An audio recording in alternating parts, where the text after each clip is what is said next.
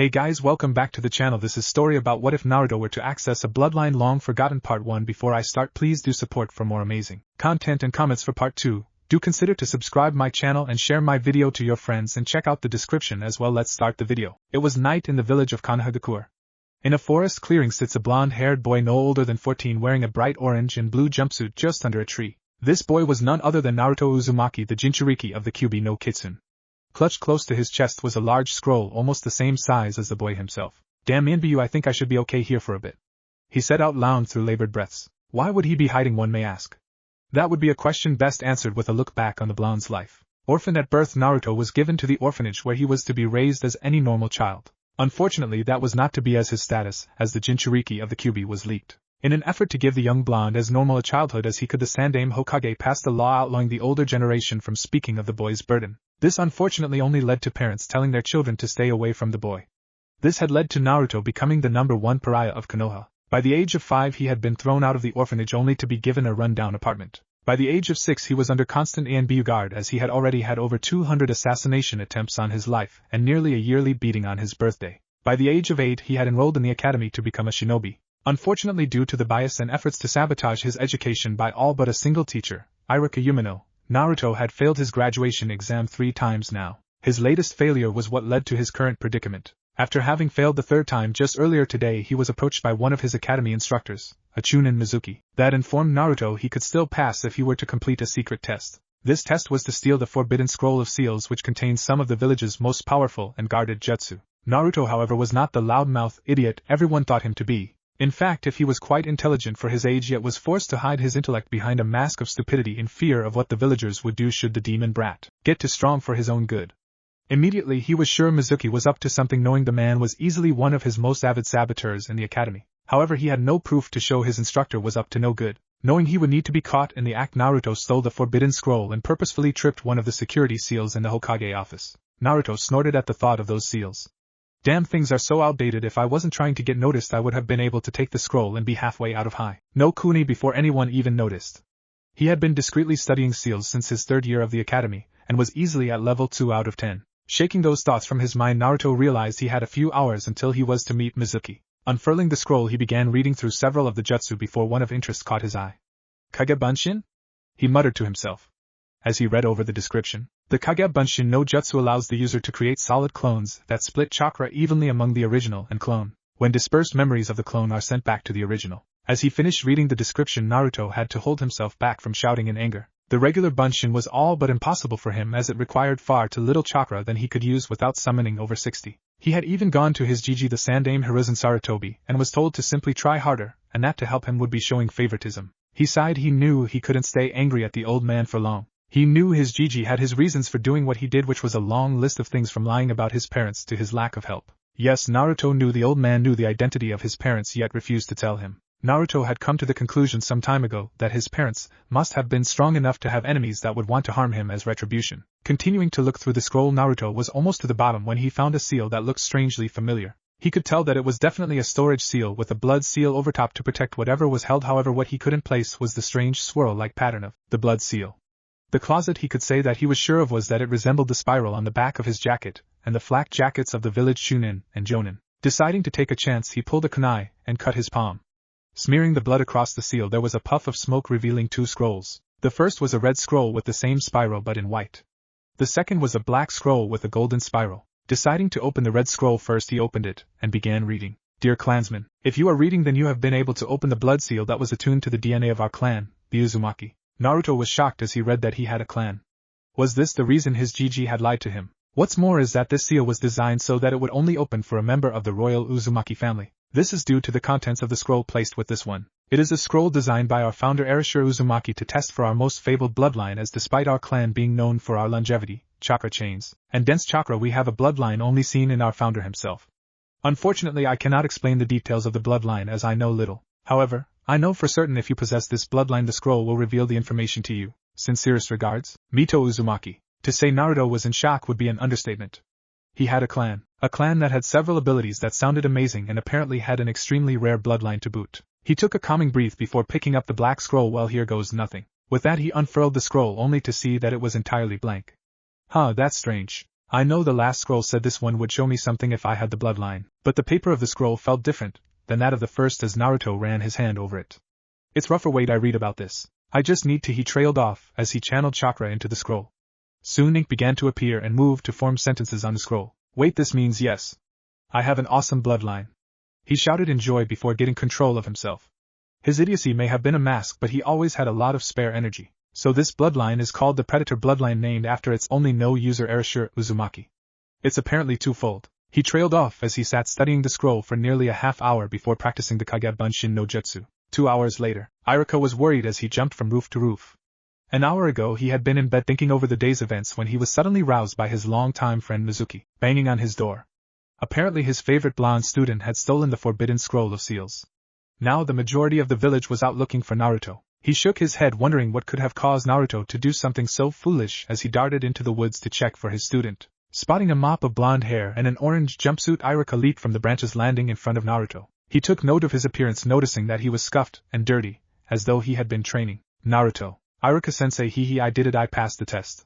He stated, playing his usual part as an idiot. Naruto, what test? Do you have any idea what you've done? He asked in confusion, his anger momentarily forgotten.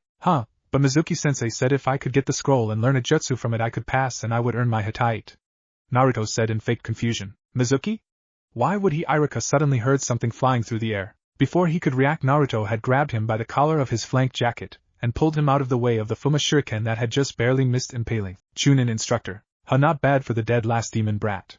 Mizuki sneered as he landed on a branch a little away from the two. Mizuki? What are you doing? Iruka screamed in shock. Isn't that obvious, Iruka? I'm betraying this pathetic village. Naruto, give me the scroll. Iruka is trying to stop you from graduating. No. Naruto, don't. Mizuki is betraying the village, Iruka tried to say, but was cut off by a glare from Naruto. I'm not an idiot, Iruka-sensei, I knew from the beginning Mizuki team was up to something. Naruto stated seriously before turning his glare on Mizuki. The white-haired Chunin had to suppress a shiver that ran up his spine. He shrugged it off, believing he had nothing to worry about. Iruka was weak and the demon brat wasn't even a genin. Say, Naruto, do you want to know why you're so hated by this village? He asked with a cruel smirk. No, Mizuki, you can't, it's forbidden.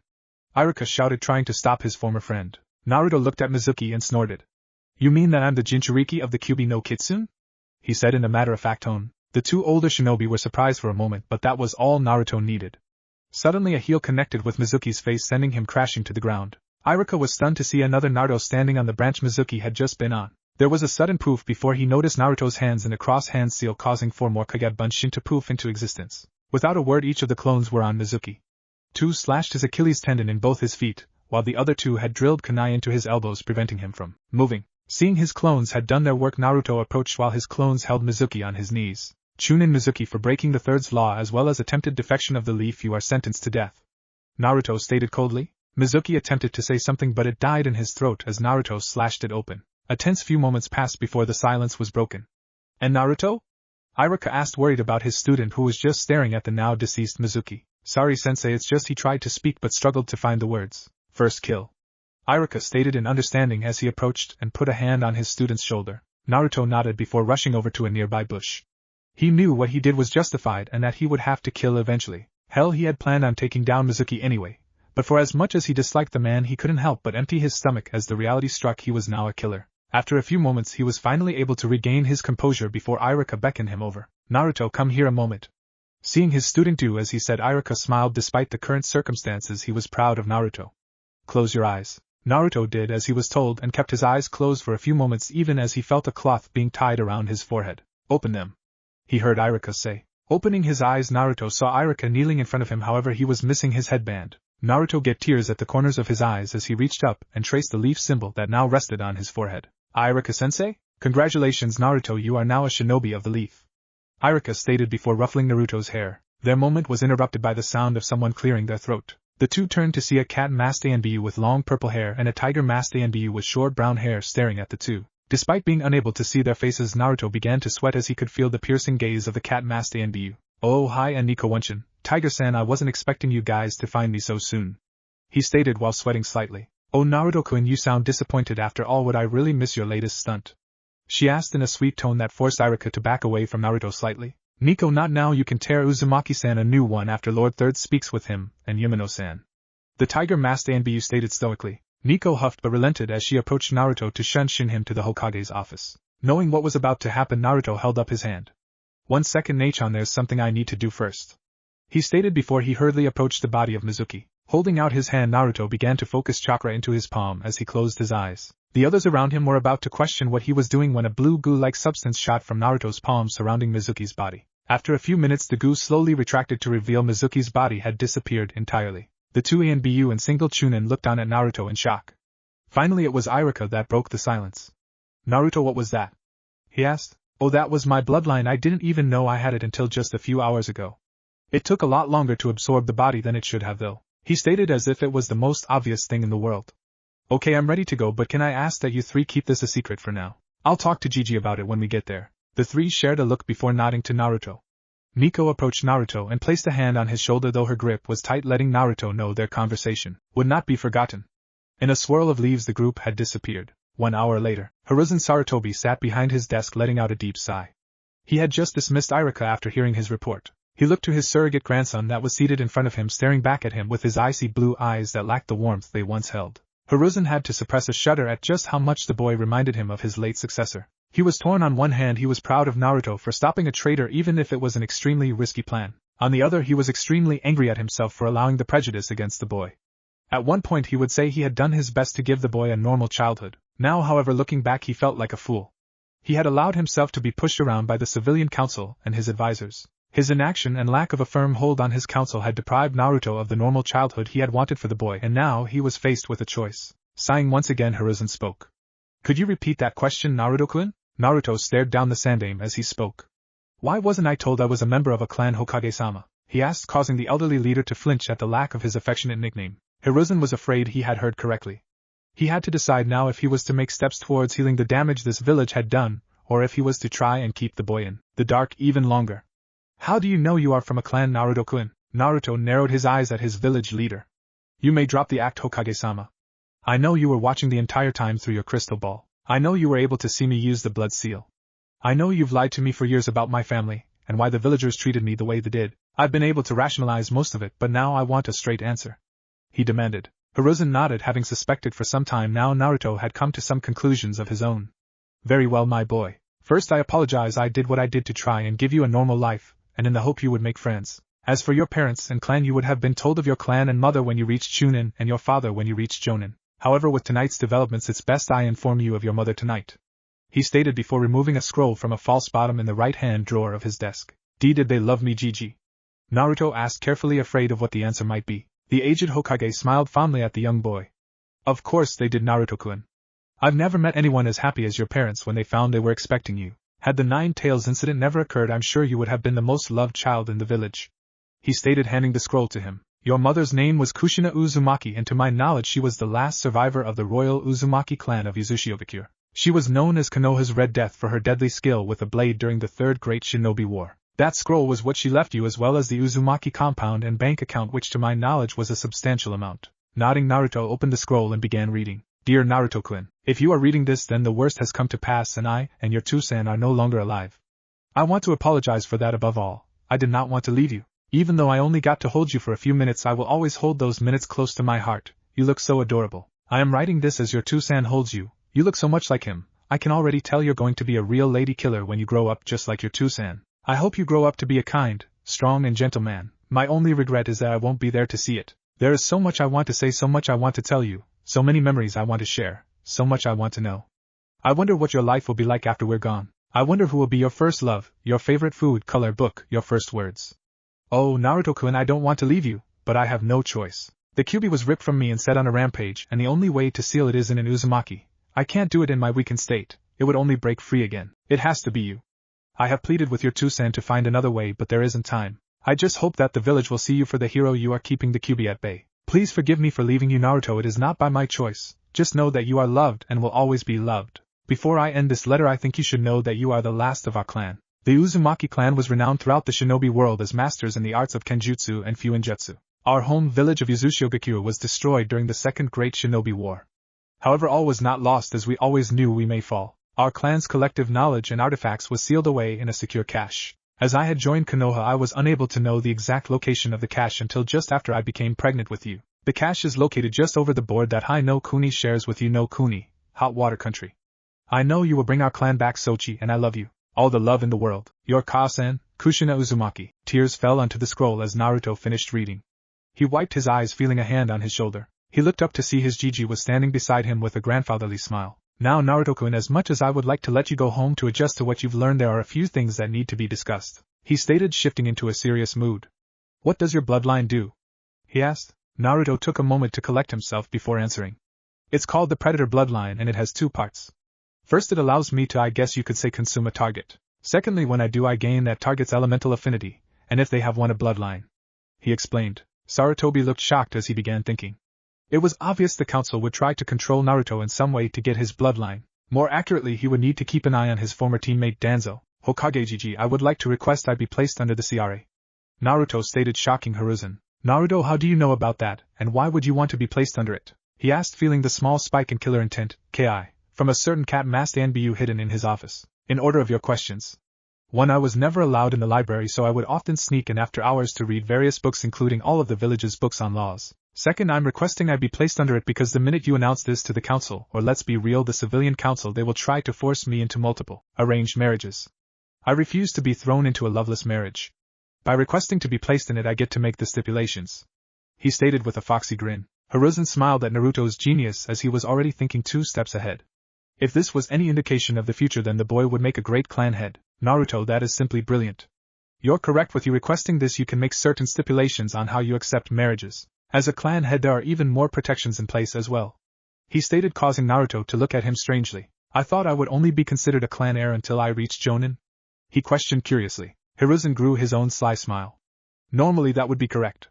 However, with your position it is a little more complicated. You see, your mother was the princess of Whirlpool, so that makes you a prince. As a prince with no one directly over you, that makes you the daimyo of Whirlpool as well as the clan head of the Uzumaki clan. Furthermore, your clan compound is part of a treaty signed between the former fire daimyo and former leaders of Uzushiogakure, making it Whirlpool country grounds. By the time he had finished talking, they were both now sharing equally mischievous smirks. Old man, I think I may start to like council meetings, Naruto stated while chuckling evilly. Well, we can discuss more tomorrow, Naruto. I've decided to push team placements back a full week. Now let's gather your belongings and I'll show you to your new compound, Hiruzen stated as he stood from his desk. They were preparing to walk out of the office as Naruto spoke again. Actually, Hokage-sama, I would like to make a request, Naruto stated, shifting seriously. Hiruzen raised an eyebrow. And that is what, Naruto? I would like to commission an A-ranked mission starting tomorrow to have a team of Jonin escort me to gather the cache my mother mentioned in her scroll, Naruto stated seriously, causing Hiruzen to smile slightly. Yes, things would become interesting fairly soon. Naruto slept peacefully in the master bedroom of his new home. There was a sudden loud ringing as his alarm began going off, only to have a kunai silence it. Naruto got up groggily, although reluctantly, as he looked around, taking in the sight of his new room before going into his bathroom for a shower. It was rather spacious, but that was pretty much the way he would sum up his entire compound, or more like his small district. It was located just beside the Inuzuka clan's compound, which was a nice plus to him as the Inuzuka clan head had always been good to him. He had been shocked when the Hokage brought him to his compound. The entire place had been sealed away behind a blood seal on the gates to the district. Once it was removed, he was led to the largest house that was located in the middle of the district. It was complete with training grounds, a large dining room, and a library filled with books of his clan, including Tai, Nin, and Fuinjutsu scrolls. After having seen the Hokage out, he resealed the entrance to his compound and had spent a few hours having his clones read over some of the scrolls while he explored. He had found many interesting things, but none were as important to him as the diary of his mother's. It was thanks to the diary that he had learned he had godparents. Godparents! He had people that should have been there for him. Naruto shook his head as he walked out of his bathroom. He decided to put it to the back of his mind for now. Right now he needed to get dressed and get to the Hokage's office to meet the team that he was hiring. Same time, Hokage's office. Hiruzen took a drag of his pipe as he eyed the 4 Jonin in front of him before returning his gaze to the report on his desk. After having left Naruto last night, he had ordered some of his more trusted ninja to investigate the academy. His reasoning was quite simple really, Naruto Uzumaki. Even if he was hiding his true skill and intelligence, there was no conceivable way he should have failed the graduation exam 3 times. Contrary to popular belief, failing one portion of the exam does not outright lead to a complete failure. What he had learned had easily led to 6 different instructors being dragged out of bed and sent to Ibiki. According to the findings in front of him, Naruto was in every sense of the word a genius. His unaltered grades in the written exams were maybe 2nd or 3rd highest in academy history. His accuracy was shuriken and kunai should have been top of the class, and that was with the blunted equipment he was given. His taijutsu, though sabotaged, was brought up by his natural reflexes and endurance. Once he received proper instruction, Hiruzen was sure he would surpass his parents by the time he was 20, and himself by the time he was 25. What he had found, however, now led to a new problem. Where would he be placed? Originally, Naruto would have been placed on the team of Rookie of the Year, Kunoichi of the Year, and Dead Last of the class. However, if this formula were to be followed, the team would be woefully unbalanced. The Sandaime, however, was not known as the professor for no reason. He had an idea of what to do with the young blonde. First, however, he would need an unbiased and fair evaluation of the genin, and this mission he was commissioning would be a perfect opportunity. Hiruzen looked up from the folder to the assembled jonin. The first was his very own son Asuma Sarutobi, currently taking a drag of his cigarette. The two were finally returning to speaking terms on a non-professional level after he had returned from the 12 ninja guardians. Second was the raven-haired beauty known as Konoha's genjutsu mistress Kurenai Yuhi, who was glaring at the small orange book held by the third jonin. She had been a student of Kushina's genin team with Asuma and Yugao Yuzuki. While never officially having any hand in Naruto's upbringing, she had left more than a few of his assailants mentally broken with her genjutsu. The third was none other than the copy ninja Hatake Kakashi. Kakashi had originally requested Naruto be placed on his team in hopes of being able to train his sensei's son. Kakashi had tried many times over the years to adopt the young Uzumaki but was met with rejection by the civilian council, just as had all others. Hiruzen had barely managed to stop the man from killing the civilian council by allowing him to be one of Naruto's ANBU bodyguards. The fourth and final jonin present was one of his most trusted ANBU, now wearing the standard jonin attire. Tenzo, now codenamed Yamato, had been rescued from his former teammate's root program after he had been discovered by Kakashi. Yamato had been one of Naruto's other bodyguards over the years, and despite disapproving of the boy's pranks, found himself impressed with the so-called Dead Last. Hiruzen cleared his throat, causing the four to turn their attention to him.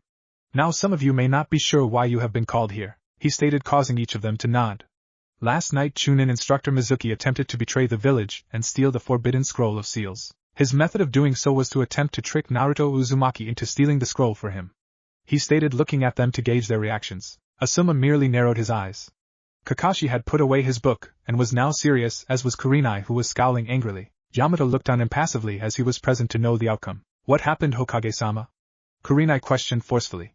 She may have been prevented from adopting her sensei's son, but she was very protective of the boy. Easy, Kurenai-san, I did say he attempted, the aged leader stated. Exhaling another puff of smoke, he continued. After being confronted in the forest to the east by Naruto, Mizuki was subsequently defeated and killed by the person he attempted to use. He stated, amused at their shocked expressions as Asuma's cigarette fell from his mouth. Damn, I knew the kid was better than he let on, but to kill a Chunin. Asuma stated. What do you mean, Asuma? You were there when we went over the graduating class to get an idea of who we wanted. He was easily bottom of the class. Kurenai stated. It would appear Naruto has been hiding his true capabilities in fear of what the villagers would do. I've also discovered his scores and education were sabotaged by all but Irika Yumino. Hiruzen stated, handing the folder to Kurenai. Hokage-sama, if this is true, why are we here? Kakashi questioned. I'm sure this could have waited until we grouped the genin. Hiruzen nodded, anticipating that specific question as he grabbed the mission scroll. Last night Naruto learned of his mother, his clan, and discovered he has a bloodline, he stated before going on to explain what he and Naruto had discussed. When he had finished his explanation, the three jonin that had known Kushina were happy if the small smiles were any indication, or in Kakashi's case his standard eye smile. About damn time if you asked me, Asuma stated. The kid could use some form of identity other than the prankster king from hell. Kurenai nodded, remembering some of Naruto's more infamous pranks.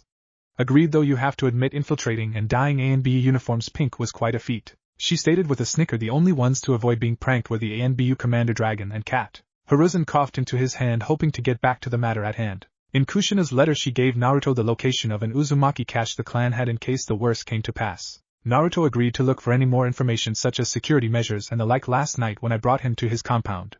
He stated the last part offhandedly. Anyway, with team placements moved back, Naruto has requested to commission a mission to escort him to retrieve the cache and return it to his compound. And you would like the four of us to act as his escort? Yamato stated. Seeing the Hokage nod his head, he voiced his question. If I may, Hokage-sama, why send the four of us? This seems like a mission that would be easily undertaken with a lone jonin or pair. Four seems like overkill. Hiruzen conceded the point to Yamato before speaking again.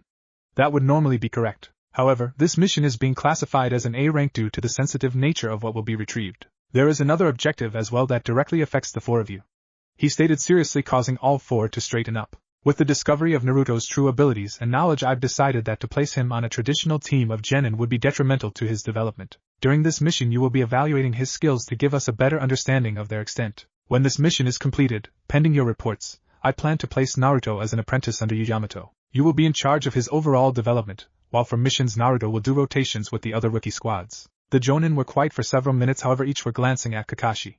The others knew how much he wanted to teach Naruto, and were expecting him to argue. Before he could, however, Hiruzen, seeing his troubles, spoke first. I understand you want to teach him, Kakashi, but this is for the best. Perhaps Yamato would allow you to show him a few things. He offered. I would have no troubles with extra help, especially with what you've told us of his bloodline, Hokage-sama. I was aware from his file Mizuki had an earth affinity. I can help Naruto with earth and water should he have inherited his mother's affinity. However, there are areas that I would be less suitable for, Yamato stated after a moment of thought. They were about to continue the conversation before there was a knock at the door.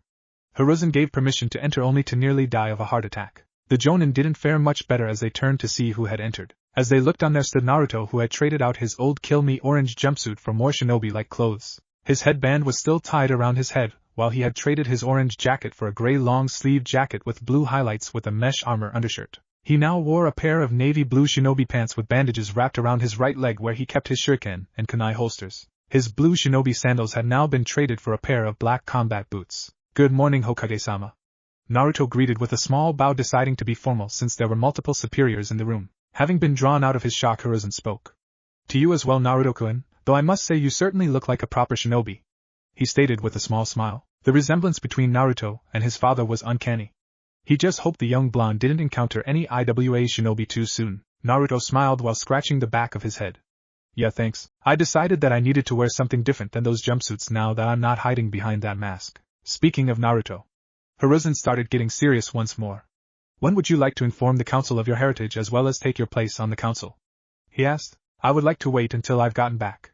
Better to avoid any unwanted surprises, he stated, stressing the word surprises while casting a discreet glance towards the bookshelf on the wall. Hiruzen's eyes widened as he gave an almost imperceptible nod. Giving a discreet hand signal, the 4 hidden ANBU appeared around the bookshelf. Just as they appeared, a black figure attempted to flee, only to have a wooden tentacle wrap around its leg and Kakashi appear behind it and knock them out. As it fell to the floor, it became apparent the individual was dressed in standard ANBU attire, however the animal mask was blank with the kanji furna. Seeing the mask, Hiruzen's eyes narrowed. So you never disbanded your root program after all, Danzo, he thought to himself as he clenched his fists. Take him to Ibiki and inform him he is free to do as he must. He ordered. Receiving nods, 2 of the ANBU took the unconscious man away while the remaining 2 returned to their hiding places. Hiruzen turned his gaze back to Naruto, as did the assembled Jonin. Naruto, how did you know he was there? Naruto shrugged in response. Honestly, I'm not sure. Ever since a few years ago, I've been able to feel the presence of others around me. I wasn't sure what it was exactly, but I assumed it was a form sensory ability. It took a while to learn to control it too. I usually practiced on the ANBU you had assigned to me. Before you ask, I can sense how someone's chakra feels as well as emotion. That's how I could tell he was there, as he had no emotion whatsoever. Asuma looked curious. How someone's chakra feels? He asked. Naruto nodded. Yeah, for instance, yours feels sharp yet at the same time like it's moving sporadically. Hiruzen's eyes widened. You can sense someone's chakra nature. He shouted in astonishment, causing the others to stare at the blonde in shock. The last person to hold such a sensory ability was his own sensei, the Night Aim. Finally, Yamato was the one to break the tension as he began laughing.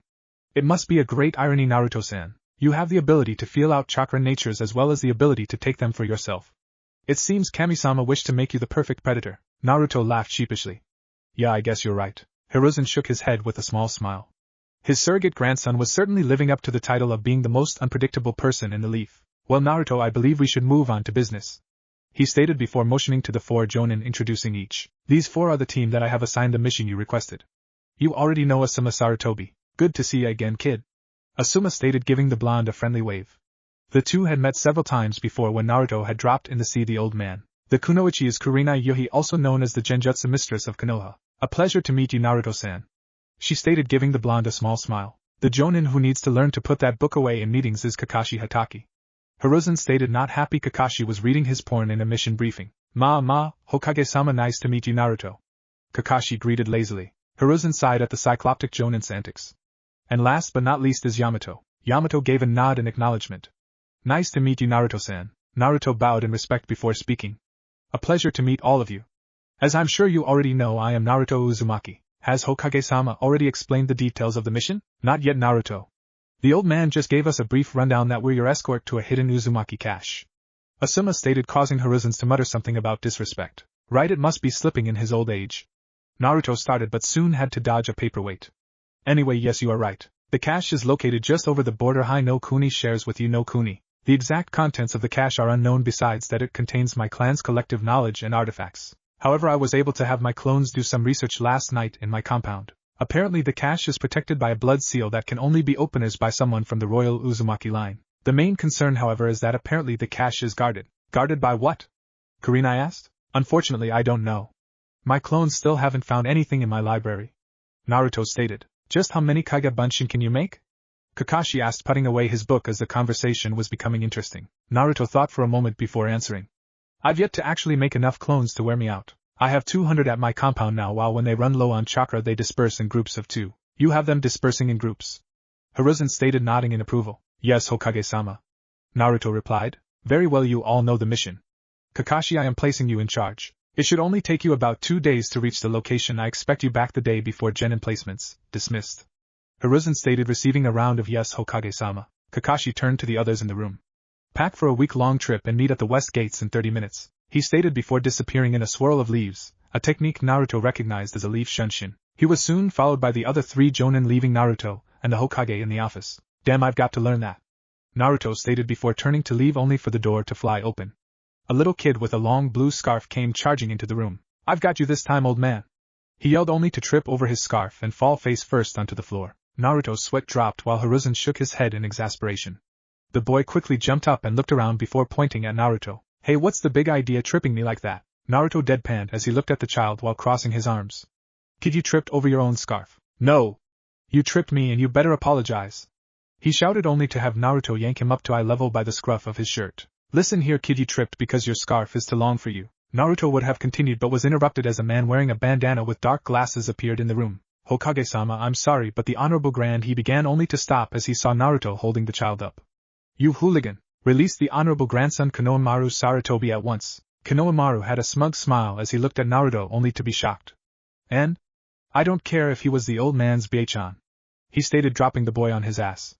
GG, I'm off. He stated before leaving the room. The man looked gobsmacked before pushing his glasses up and clearing his throat. Honorable Grandson, you would do well to stay away from that boy. You need no distractions now. Come, we must return to your training. He stated before looking around the room, finding the boy was gone. Hiruzen spoke up, seeing as the man's rant had come to an end. I believe he went after young Naruto. He stated, and stopped the man before he could leave. Now just a minute, Ebisu, I believe we need to have a discussion about your attitude. Hiruzen stated with a firm tone. The now named Ebisu could only gulp in response, knowing he had slipped up, showing his disdain for the QB container. 15 minutes later, having returned to his compound and retrieved the necessary supplies for his mission, Naruto was now on his way towards the western gates when he noticed he was being followed. Turning down an alleyway, he made a Kage Bunshin before taking to the rooftops. His clone exited the alleyway and continued on, while the original observed from a distance before noticing the boy from the office was hiding in an alley and moving to another, one every so often when the clone got too far away. Just as the boy entered another alley, Naruto dropped down behind him silently. Now standing just behind the boy, he spoke in a hushed tone. So who are we watching? Ah! As expected, the boy nearly jumped out of his skin, being scared by the sudden appearance of Naruto. What the hell, B, but you were just right there. He sputtered, pointing down the street. Nope, that was just a clone. Naruto stated, still trying to rein in his laughter. That's awesome, boss. Boss? The younger boy gave Naruto a large smile. Yup, you're strong and don't treat me any differently than anybody else. I want to become Hokage, so you're my boss. Ebisu-sensei is always going on about having all the shortcuts to becoming Hokage. Naruto snorted at that. Konohamaru, right? Naruto asked at the young boy. Seeing him nod, Naruto decided to give him the same advice he had been given. There's no such thing as shortcuts when you choose to aim for becoming Hokage. The Hokage sees the whole village as his family, and needs to be strong enough to protect that family. The only thing that will get you there is hard work, and lots of it. When he finished talking, Konohamaru had stars in his eyes before they were replaced with a look of determination. You better be ready to call me Hokage-sama, boss. So let's start. What are you going to teach me?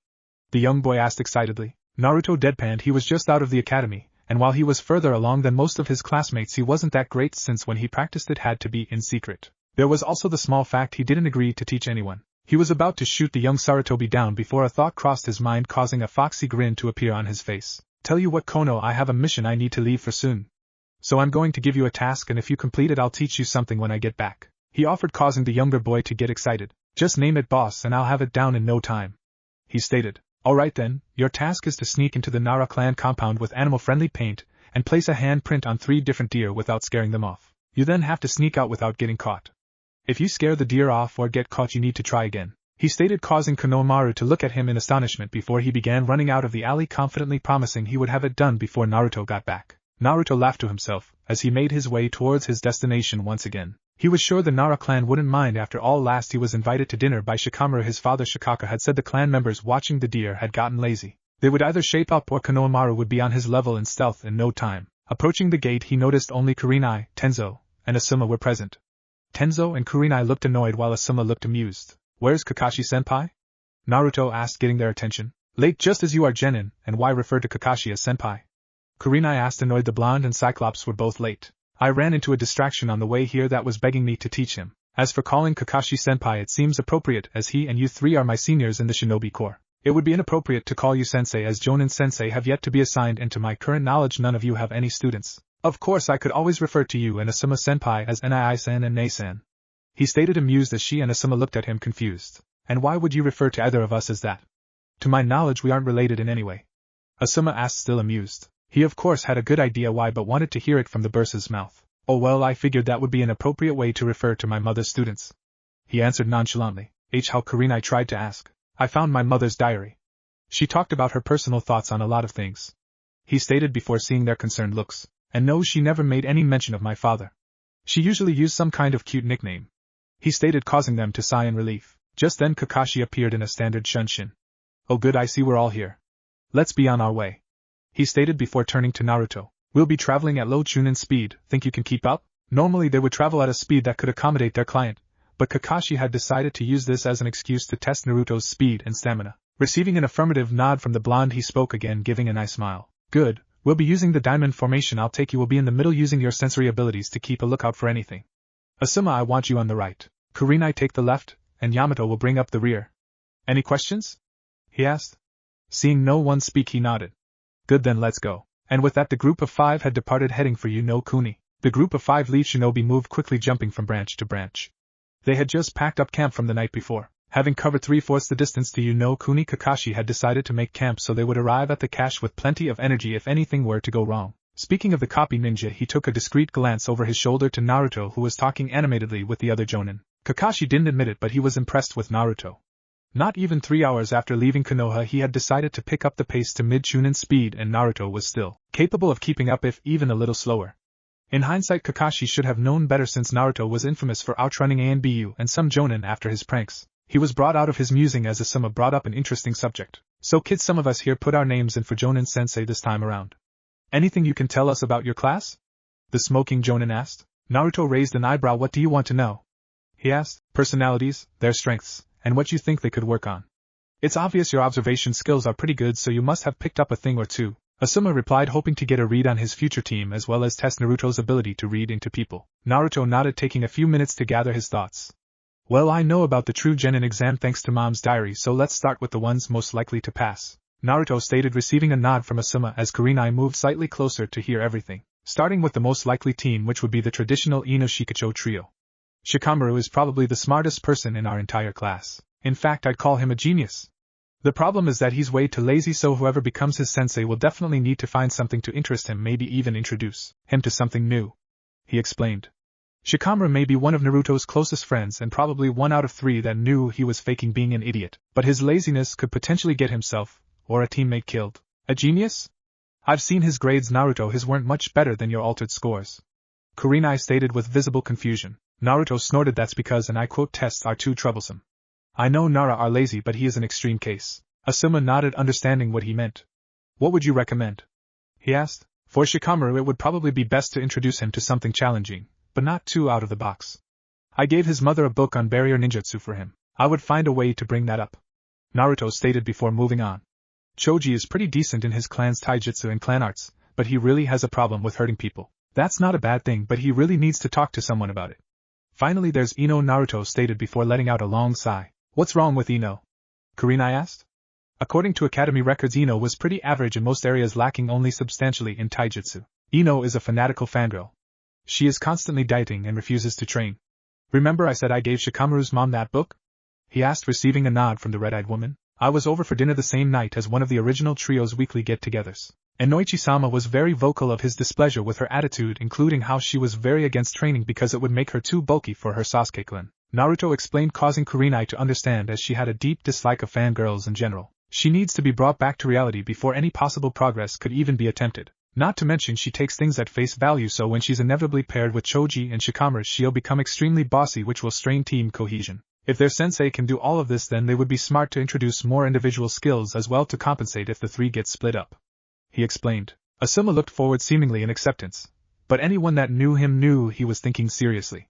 What he heard was troubling to say the least. His original plan was to introduce the three to more formations for their trio, but after Naruto's information it would be wise to build up their individual skills as well as dealing with their individual problems. Moving on to the next team. I can hazard a guess that there will be a tracking and recon team formed which will most likely consist of Shino Aburame, Kiba Inuzuka, and Hinata Hyuga. Shino is probably the most well-rounded in our class. His biggest flaw would be in taijutsu, but if he can get past that and incorporate a few failsafes if he were to face someone who's faced an Aburame before, then he'll be just fine. Kiba is pretty good in taijutsu but is lacking in the department of long range, so giving him a few jutsu plus working on his brashness will go a long way. Finally is the most troubled individual of this possible team, Hinata. Naruto stated, missing the slight bristling of Kurenai. Hinata has major confidence issues due to her father distancing her, and her clan labeling her a failure due to her inability to use something she will never be able to, he stated. Kurenai scowled angrily at Naruto. And just what makes you think she can't use the Juken? She asked defensively, as she had been assigned to tutor Hinata by her father. Naruto shook his head. The Juken relies on rigid and firm stances developed by the Hyuga. Most Hyuga have an earth affinity. When I feel Hinata's chakra it feels fluid and constantly flowing. I can only guess that means she has a water affinity. It would stand to reason she would be incapable of using the standard Juken. He explained, causing Kurenai's eyes to widen. So it would probably mean that she needs a taijutsu style more suited to flexible movements. Kurenai stated, getting a decent idea of where to start with her team. So what about the remaining genin excluding yourself? Yamato asked curiously. Naruto snorted in response. Only 3 besides myself have a chance, and they are the worst with one exception but also the most likely to pass. He answered. Those 3 include Sakura Haruno, Sasuke Uchiha, and Sayuri Uchiha, and I can guarantee that they will not be the team. Kakashi looked back at Naruto, genuinely intrigued. And why is that, Naruto? With your field promotion it's possible you could be placed on the reserves. Naruto nodded. I know that's a possibility and I have no problem with that. It would mean I could bring my taijutsu up to a better level while I waited, as well as further developed my Fuin jutsu and expanded my jutsu arsenal, he stated before shaking his head. But that's not what I meant. They are the most likely to pass because the civilian council will interfere in any way to stroke Sasuke's ego, because somehow they got the idea he's going to be clan head. Once Mikoto Basin steps down, which in their minds is when Sasuke turns Jonin. What do you mean? I thought Sasuke was the clan heir? Asuma asked in confusion. In response, Naruto smirked, imagining the look on Sasuke's face when he learns the truth. No, Itachi was heir, and since he was never defeated for the title, it's up to the clan head who to name as their successor, he stated before his foxy grin took over. And I know for a fact Mikoto Basin plans on making Sayuri-chan her heir, especially after what's happened with Sasuke in recent years. Oh, it's Sayuri-chan, is it? Kurenai asked with a teasing tone. And what do you mean, what's happened to Sasuke? Naruto blushed slightly before getting it under control. Well, I'll answer that after I answer the original question. First, is Sakura Haruno a fangirl that puts Ino to shame 10 times over? She only has book smarts and has absolutely no skill in any shinobi art, least of all stealth. She will react violently to anyone that questions Sasuke in any way, shape, or form. Her chakra capacity is abysmal, only slightly above civilian level. He would have continued but was cut off by Yamato. That's not what her file says. It lists her as the top kunoichi with exceptional potential in genjutsu, and only slightly below average taijutsu, Yamato stated calmly, though inwardly frowning, and I guarantee her file was altered to an exceptional degree.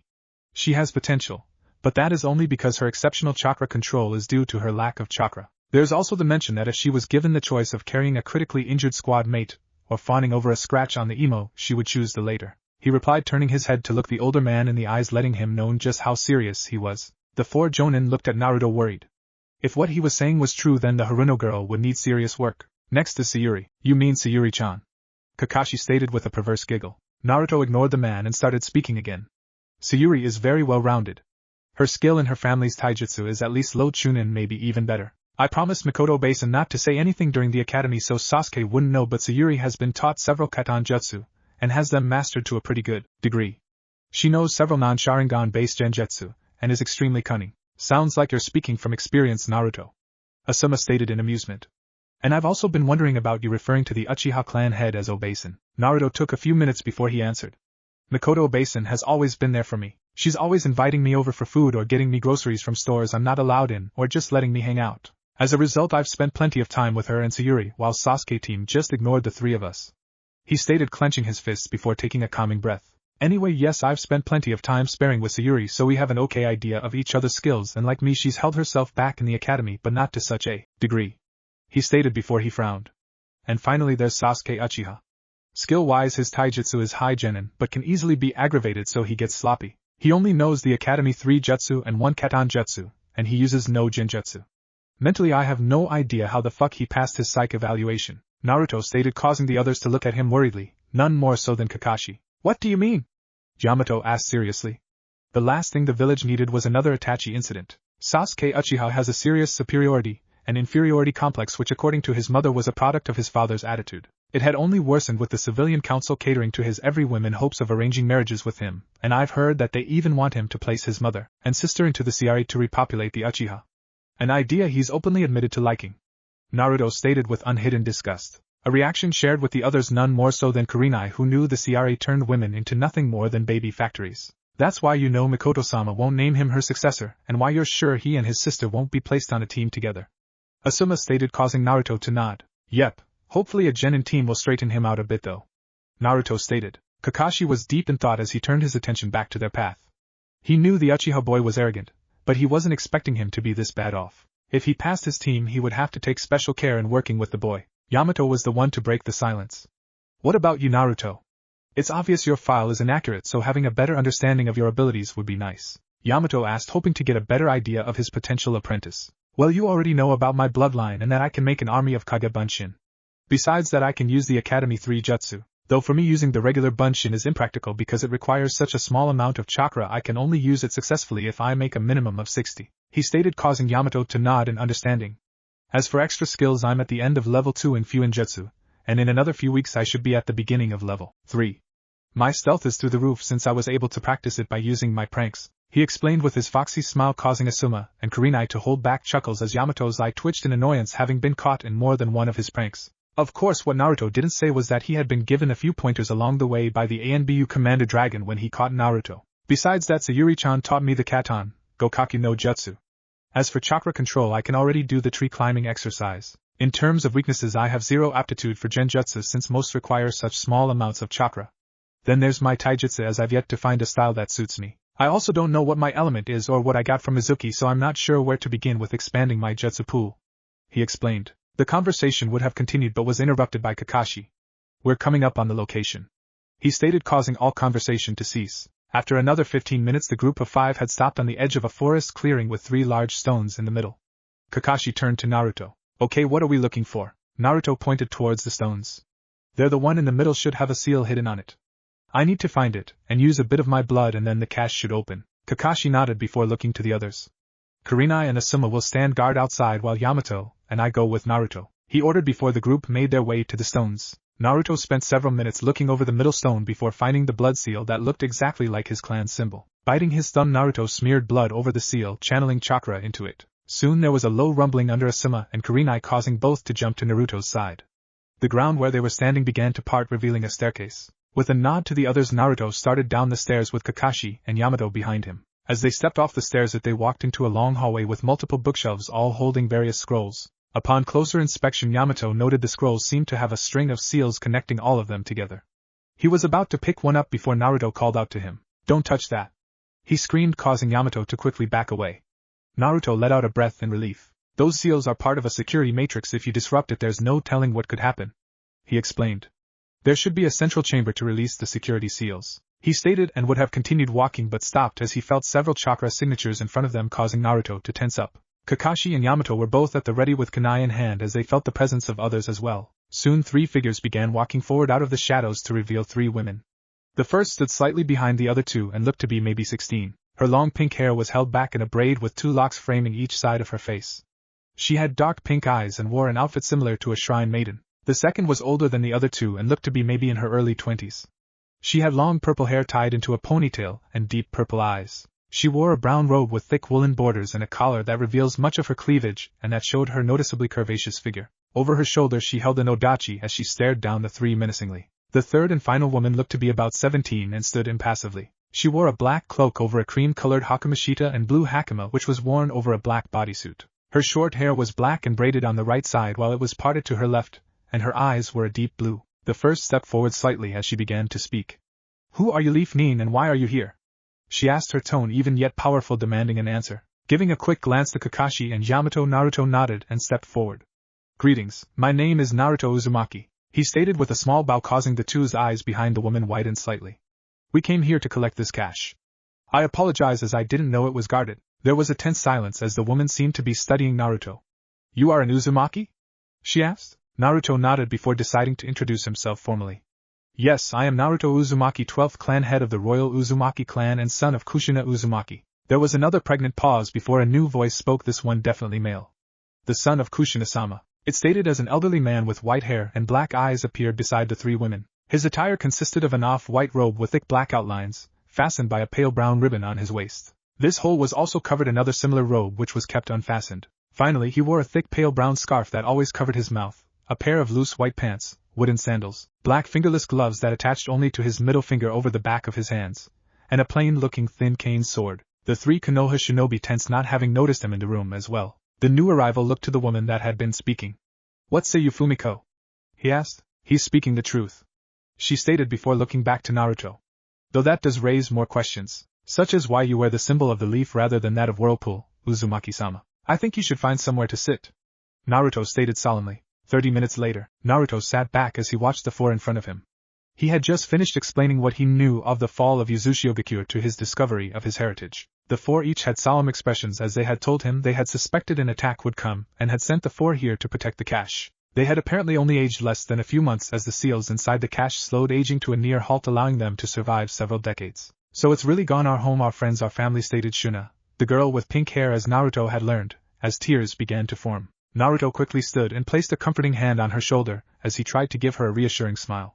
She seemed to calm down slightly, returning the smile. Perhaps not everything was lost, the elderly man named Hakuru stated as he stroked his beard. After all, there were similar bunkers to this one in Uzushiogakure, and a few others hidden outside the village. The chance is slim, but there may be other survivors. That is true, Fumiko stated. If it is, then we could locate them, providing Uzumaki-sama gives his blessing, she added, looking to Naruto. Shuna seemed to have calmed down as she spoke next. What will we do if we find anybody? She asked. The older woman named Cheyenne spoke next. Shunaheim is right, we can't just rebuild Yuzu, she stated sullenly. Fumiko spoke once again, this time in a firmer tone. We need somewhere to bring them home to. I can't speak for you three, however, as possibly the last of my clan, I will continue to honor them, she stated before standing in front of Naruto. She then kneeled, shocking the three leaf shinobi. Uzumaki-sama, I am Fumiko Asahi of the Asahi clan. For hundreds of years my clan were under the Uzumaki as protectors. I would like to continue as they would have. I pledge my clan to you, Uzumaki-sama. Hakuru and Cheyenne were slightly taken aback by the abruptness of their companion, though it wasn't entirely unexpected. When they noticed Shuna stand as well, they looked to her to see her eyeing the both of them, seemingly looking for permission. Both smiled slightly as they nodded and stood up, walking behind her. She turned to Naruto, who was still stunned speechless, and kneeled with Hakuru and Cheyenne doing the same. Uzumaki-sama, I am Shuna, Kijin princess of the Kijin clan. When my ancestors were driven from their home, the Uzumaki gave us a place to call home and a purpose, asking nothing in return. For that my ancestors pledged their undying loyalty to the Uzumaki, as do I. I pledge my clan to you, Uzumaki-sama. Naruto stood there in shock for a few minutes before finally regaining his voice. I don't know what to say, but I promise to lead you to the best of my ability, he stated. Give a small bow. The four stood back up and Cheyenne was the one to talk. So what do we do now, Naruto-sama? She asked excitedly. Well, first we need to get everything here packed away, he stated, gesturing to the scrolls on the walls. Then we need to head back to Konoha, if I may, Fumiko stated with a raised hand, causing Naruto to nod. All the scrolls here are connected by the security seal. They can be activated by the main seal in the main room. This can seal all of the scrolls away for transport, she stated. Naruto nodded in acceptance. Okay then, Fumiko-chan, will you lead the way? He asked before turning to Kakashi and Yamato, missing the light pink that dusted her cheeks. Hopefully this shouldn't take very long, he stated. The two nodded and Kakashi turned to Yamato. Go let Kurenai and Asuma know. The process of packing away the scrolls went just as smoothly as Fumiko had said, taking only around 15 minutes. It had been a rather simple process. Fumiko performed a string of hand signs and sealed the scrolls away in a large storage scroll. When they had everything, the group left the cache, being sure to reseal it in case it would need to be reused in the future. Before leaving, Kakashi had Naruto form around 20 clones to act as scouts. One day later, the group approached the gates of Konoha after a day and a half. They had stopped a full half day before reaching the gates. They could have made it the same day they left the cache, however, not having a chance to actually see Naruto fight, Kakashi decided to stop and spar with him. This of course wasn't how Kakashi worded it, but he didn't concern himself with the details, which annoyed the other Jonin with his lazy attitude. The group greeted the Chunin guards Izumo and Kotetsu as they signed in before leaving for the Hokage office. Shuna questioned the validity of having Chunin guard the gates and was now having Naruto explain that the pair were actually Jonin in skill, but were kept Chunin and assigned guard duty due to their personalities, making them perfect for the post. They were just finishing their conversation when they entered the Hokage office. Having the attention of the elderly Kage, "Oh Team Kakashi, you're back sooner than expected," Hiruzen stated, looking the group over before he studied the 4 extra members. His eyes landed on Hakuru, causing his eyes to widen while said man looked amused. "Well, Hiruzen Sarutobi, you've certainly not been treated well through the years," he stated in amusement. Naruto looked curious. "You two know each other?" Hiruzen nodded. "Yes, Naruto. Just before the Second War we met while I was on a mission." Hakuru was known as the Cicada Blade of Whirlpool due to his unique sword style, he stated before moving on. "Okay, your report," he ordered. Hiruzen sat in his chair as he listened to Kakashi and Naruto go through the mission report. As they finished, he looked to the 4 new arrivals. "So I take it you would like to become lead shinobi?" he stated. He was surprised slightly when they each shook their head no. It was then Fumiko who stepped forward. "No, Hokage-sama, we are the loyal servants of Whirlpool and the Uzumaki clan. As such we will act under his orders. We will still defend the village should it be attacked, however we will only go on missions assigned by Uzumaki-sama or approved by him," she stated. The others weren't surprised as they had already learned as much on the way back. Hiruzen nodded. He should have expected something of the like. It wasn't the first time such an arrangement had been made. The Hyuga were a prime example, as many branch members were relegated to acting as guards for main house members who were on missions. Then there were the Uchiha, who would mostly only work with other Uchiha on many missions. "Very well, in that case I will make note that you will be allowed to join Naruto on missions and that he has the authority to assign missions to you with my approval." He was about to dismiss the 4 and Naruto before Cheyenne cut in. "Naruto-sama, is this your father?" she asked, pointing to the picture of the 4th Hokage on the wall. Hiruzen nearly had a heart attack as his eyes bugged out.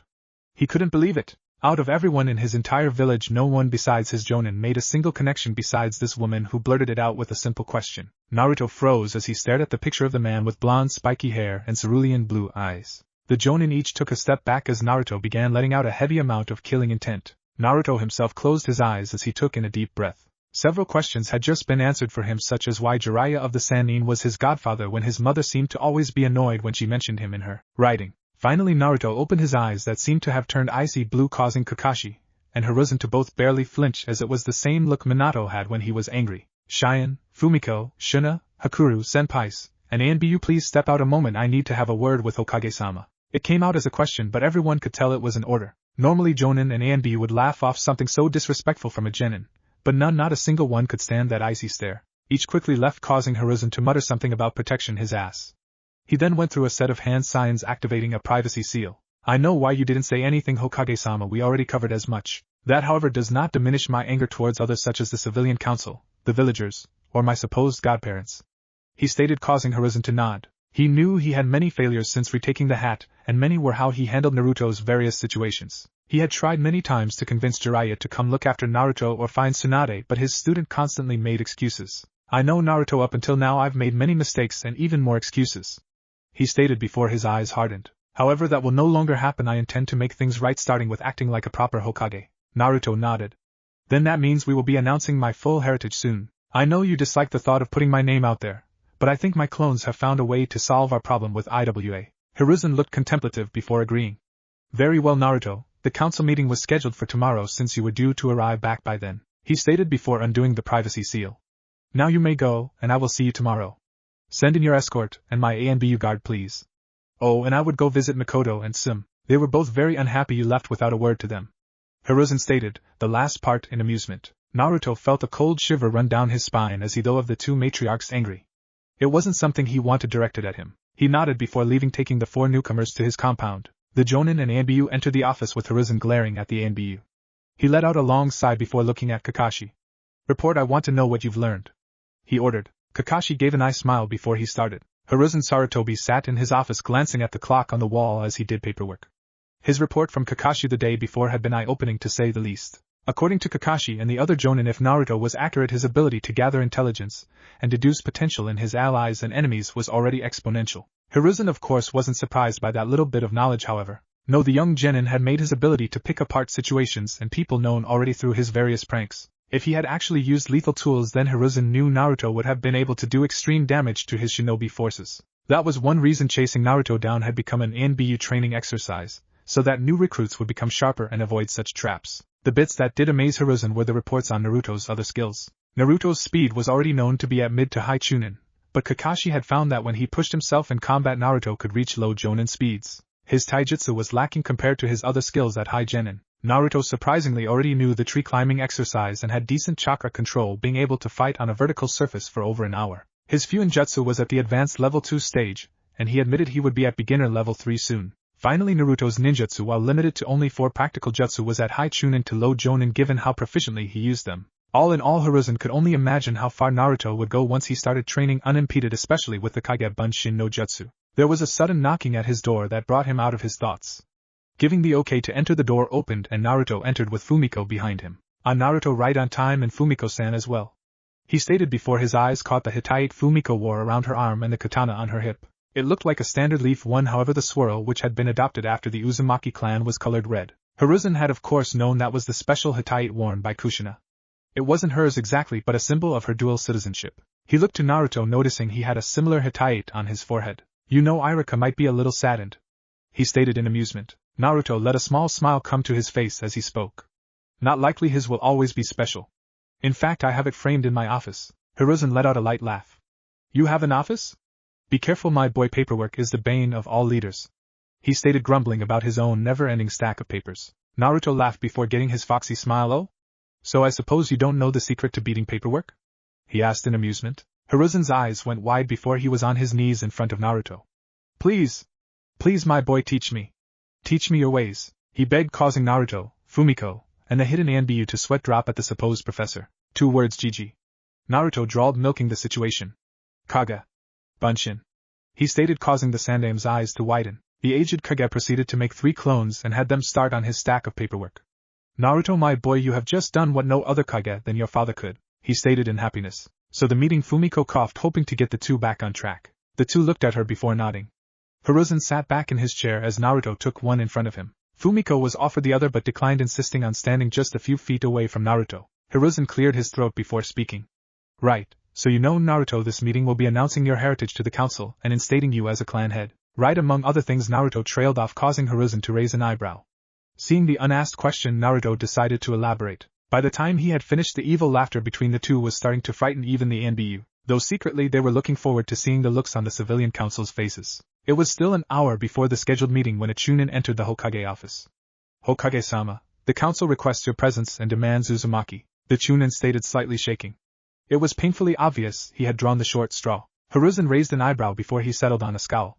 Today was the day he took back his village and put the civilian council in their place. Well, Naruto, it looks like we get to start early, he stated, leading Naruto and Fumiko to the council chambers. It took 10 minutes to enter the council room, only to find the civilians chattering away and the clan heads looking as if they were ready to commit murder. Even the normally stoic Hyuga clan head had a small vein bulging. Hiruzen silenced the room as he entered. Hiruzen walked up to take his seat while Naruto stood in the middle of the room. Fumiko moved to stand just behind Naruto. Naruto took this opportunity to take in the council chambers. The Hokage seat was located in the middle of the table. To his immediate left and right were his advisors Hamura Mitokado, Koharu Yutane, and Danzo Shimura. On the left side of the long table was the shinobi clan heads. From left to right they were Chozo Akimichi, Inoichi Yamanaka, Shikaku Nara, Shibi Aburame, Mikoto Uchiha, the Uzumaki clan seat, Suminazuka, and Hisashi Hyuga. On the right side of the table were 8 civilian council members that Naruto didn't even know the names of besides Sakura's mother Mabuki Haruno. He was broken from his musings as Hiruzen spoke, his voice hard and a scowl still present on his features. Why has this meeting been called an hour early and by whom? He questioned, causing the clan heads to sit straighter than they had and his former teammates to share glances. This wasn't the elderly man that had been holding the hat the past decade, this was the professor. A fat balding man on the civilian side spoke up. We of the civilian council did, Hokage-sama. It has come to our attention a mistake has been made, he stated. And what is that mistake, Musa-san? Hiruzen asked with a raised eyebrow. The man then pointed to Naruto. It has come to our attention that boy has been allowed to be a shinobi, he stated with a sneer. It has also come to our attention that it has taken to squatting in an abandoned part of the village. We are also aware the demon brat had kidnapped several tourists, and is holding them under his influence. We demand he be out to death at once, and he was cut off as a katana severed his head from his body, letting it fall to the floor. You would do well to show Uzumaki-sama the proper respect, the cold voice of Fumiko stated. The civilian side screamed in terror, as Fumiko flicked the blood off of her sword and retook her position behind Naruto. Mabuki stood up screaming. Umbu, arrest her! She murdered a member of this council! She screeched, causing most of the room to hold their ears in pain. Hiruzen silenced the banshee and civilians screaming the same with a good dose of killing intent. Fumiko here has done nothing wrong except enforce my law, an act I was about to order an ANBU to carry out. Another council member stood up screaming regardless that boy he was cut off as he felt the sharp edge of a blade against his throat. Fumiko glared dangerously at the fool. You will address Uzumaki-sama appropriately or you will share the late councilman's fate, she ordered. Hiruzen held up a hand. Fumiko-san, I understand your frustrations, yet killing every member of the civilian council will only prolong this meeting. Fumiko looked ready to argue but Naruto cut her off. Fumiko, stand down. Killing them is a waste of effort and sword polish, he ordered, causing her to sheath her sword and retake her position once again. It was at this moment that the clan heads, save Sim and Mikoto who had seen him yesterday, noticed Naruto's appearance for the first time. There were several looks of shock at seeing him wearing something other than his usual orange jumpsuit. Hayashi spoke, looking to Naruto. Uzumaki-san, why did that woman refer to you as Uzumaki-sama? He asked with a raised eyebrow. Naruto looked to Hiruzen who smirked and nodded, an act not missed by the clan heads or his advisors. Hyuga-sama, that is quite simple. It is the proper way one shows respect to their clan head in a public setting, as I am sure many of your clan do the same, he stated with a small smirk. There were several sets of eyes that widened before Mabuki spoke again. Preposterous, there is no such thing as an Uzumaki clan, she stated with a smirk, causing the clan heads to glare at her. Naruto glared at her, releasing a dose of his killing intent. Just because you were jealous of my mother and had our clan removed from the history books doesn't mean they didn't exist, Banshee-san, he stated. You will show us respect, boy, we are the civilian council.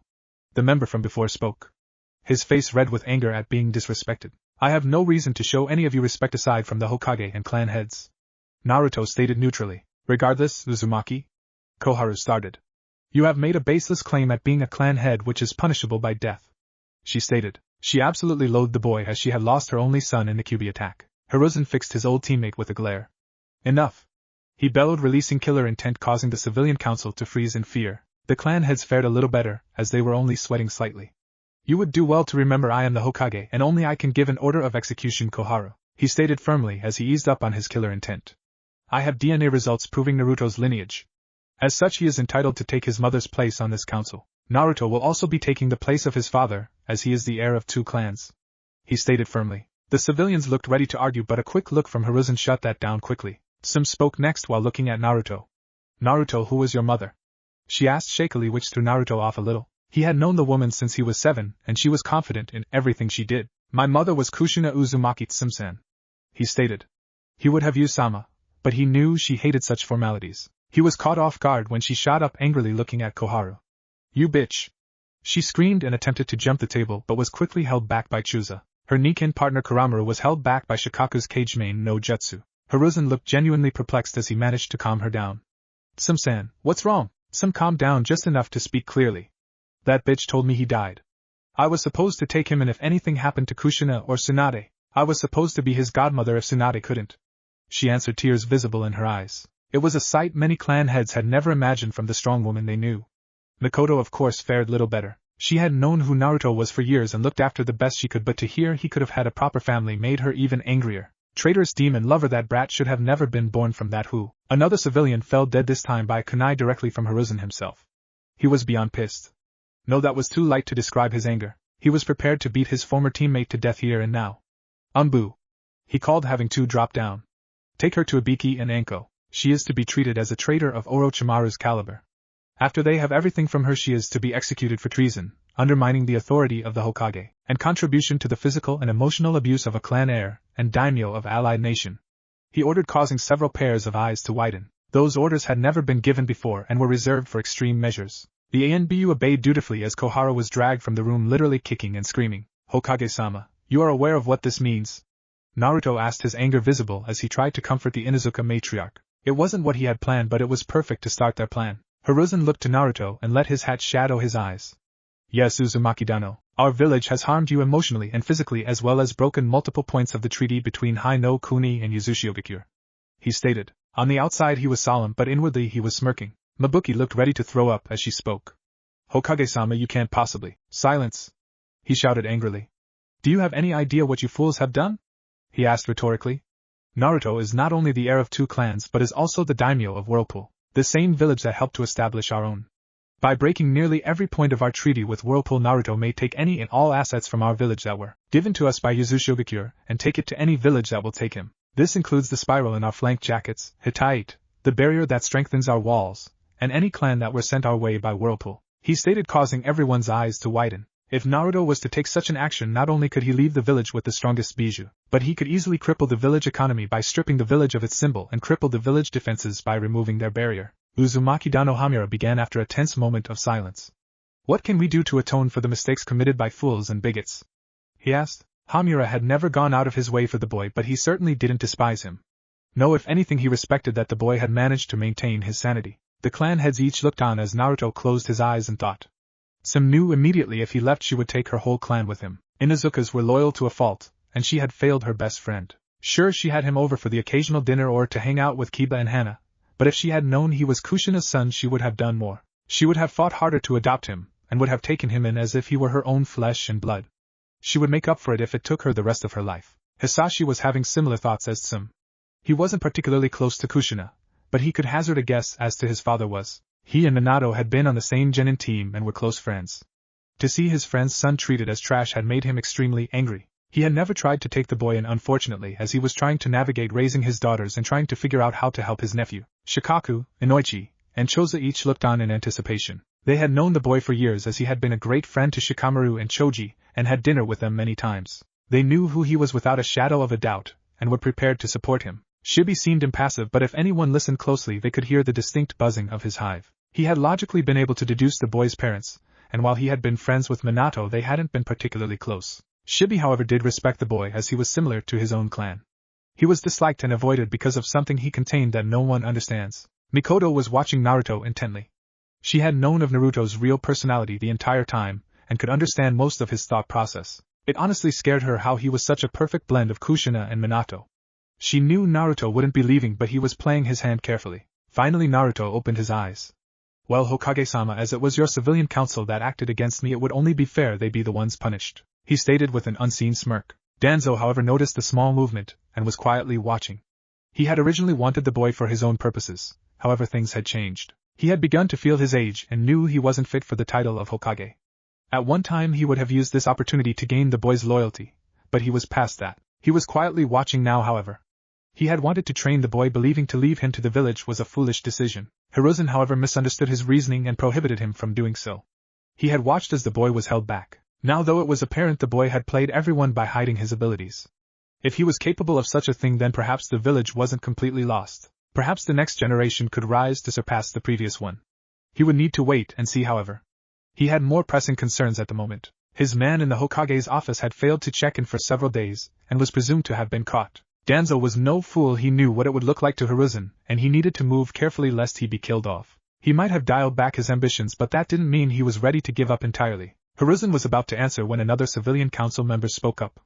Seriously, didn't these idiots learn anything? And why would we be punished? We did what was necessary for this village. Your mother came from a dead clan, and your father must have been a fool that tripped and died on his own kunai, the man stated. Naruto looked amused. Oh, that's rich, since you're constantly shouting about finishing what he started by ending my life. I mean, my father was the man who sealed Kyuubi inside me, Naruto stated with a smirk. The civilians attempted to protest, but Hiruzen had enough and stated firmly Naruto was indeed Naruto Uzumaki Namikaze. Uzumaki Dano, I believe you were about to tell us your proposal? Shibi stated. Naruto nodded. Yes, Aburame-sama, thank you. As I was saying, your civilian council were the ones to act against me. So I think it only fair they have some privileges revoked, he stated with a smirk. For starters, the Shinobi Academy is removed from their control and returned to the Shinobi Council. Secondly, they are prohibited from blacklisting stores simply for selling anyone connected with me or myself non-spoiled food items, he stated, causing several clan heads to throw angry glances at the civilians who were starting to pale. Third, the civilians will be relegated to an actual advisory role on this council. They have shown they are incompetent and untrustworthy with the privileges of their office, Naruto stated. The civilians were attempting to argue but were silenced when they felt the cold steel of the blades the ANBU had at their throats. Hiruzen calmly waited a few moments, making it seem as if he was thinking when Hisashi spoke. Uzumaki Dano, while I agree with your demands, there is a gap left in our government structure. The civilians may be incompetent, but it remains there would be several seats on this council left unfilled, he stated before pausing. Naruto nods for him to continue as he was interested where it would be going. It is important because by charter there must be 16 seats on the council besides the Hokage and Elder Council to allow for a fair chance for a verdict to be presented, he finished. Truthfully, Hayashi was ready to fully agree but wanted a chance to test the boy. Naruto smiled slightly. Hayashi had just handed him the perfect opportunity to increase his standing in the village. That's actually quite a simple fix, Hyuga-sama. There is a portion of this village's population that makes up our shinobi forces and has for decades. Unfortunately, to many of these people they have been forgotten, and as a result they have been distanced from our village unintentionally, Naruto stated as a small smirk made its way onto Hiruzen's face. Shikaka looked intrigued for once as he asked. And just who is this population? Naruto smirked. He was almost there. The population I'm referring to is that of the minor clans of our village. We have 8 major clans in our village that sit on this council.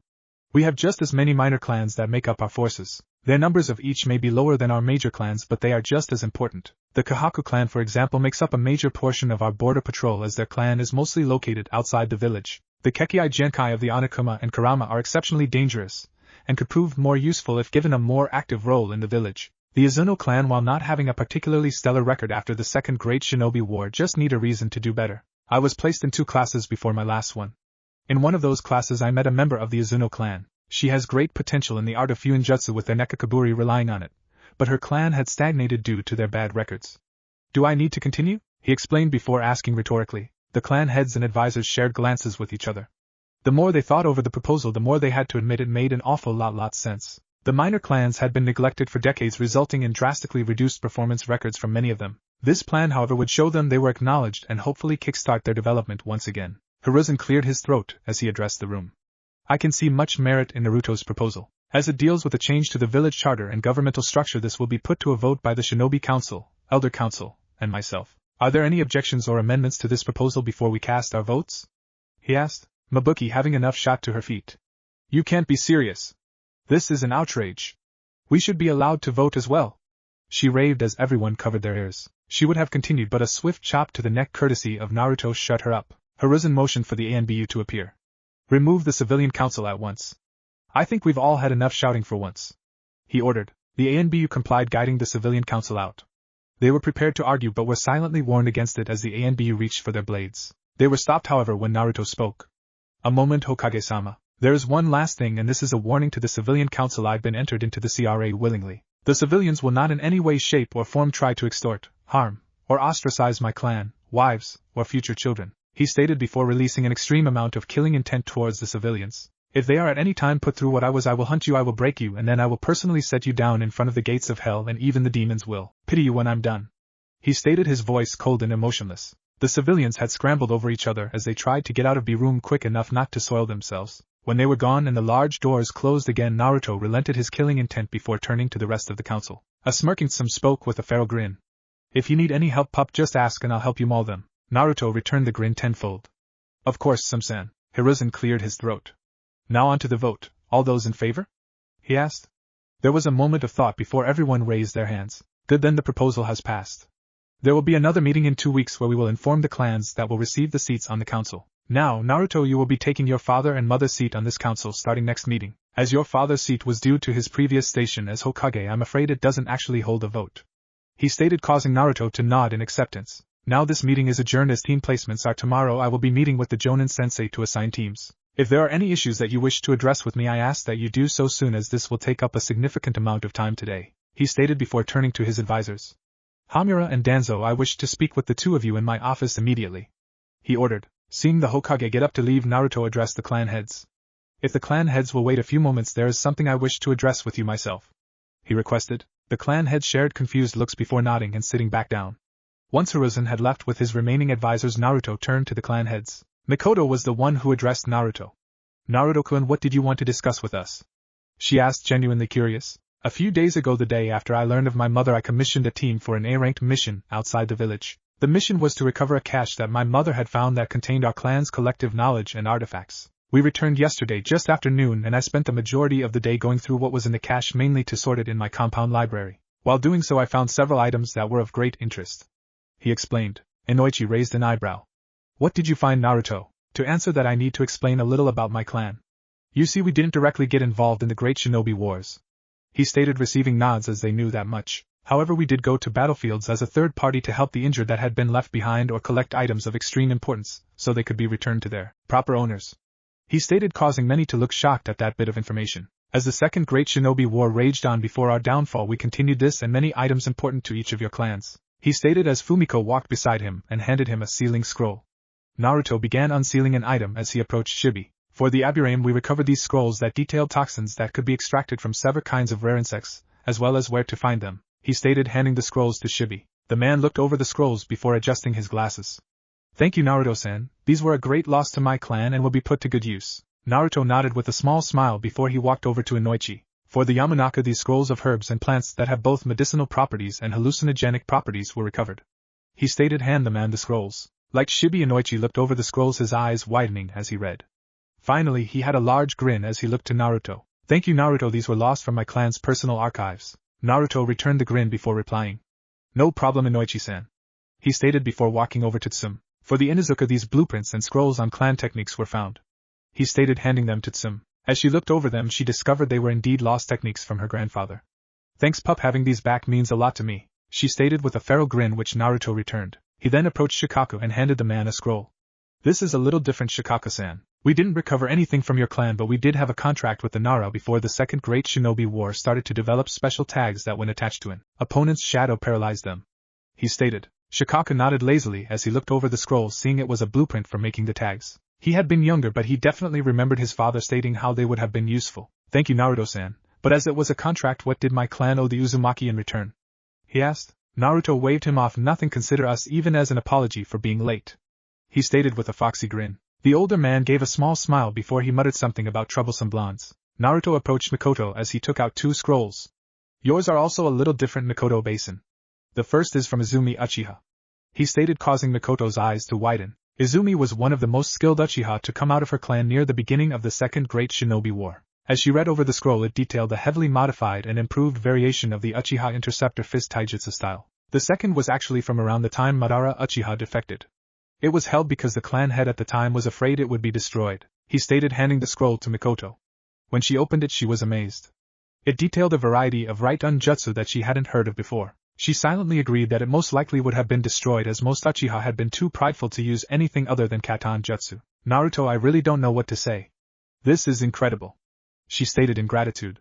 I'll make sure these are put to good use, she stated with a smile. Naruto returned the gesture as he approached Hisashi. Naruto then unsealed a much larger scroll. It was the size of a large sealing scroll and had gold trimmings. Hisashi's eyes widened as he immediately recognized the scroll. For the first time in many years, Hisashi's emotions began to show as he looked shocked. Na, Naruto-san, is that what I think it is? He asked. Naruto simply smiled as he nodded and handed the man the large scroll. Yes, Hisashi-sama, this is the summoning contract for the owls carried into battle by Niji Hyuga, your grandfather, I believe, he stated. Hisashi nodded as he recalled hearing stories of his grandfather. His nephew had even been named after the man. He touched the scroll once more, wondering if it was a genjutsu. Finally, he looked at Naruto. How? It was recovered nearly a week before the fall of Uzushiogakure. The clan head at the time had a note with it to have it returned as soon as possible. Unfortunately, you know why that never happened, he stated. Hisashi was quiet for a moment before speaking again, having gotten his emotions under control once again.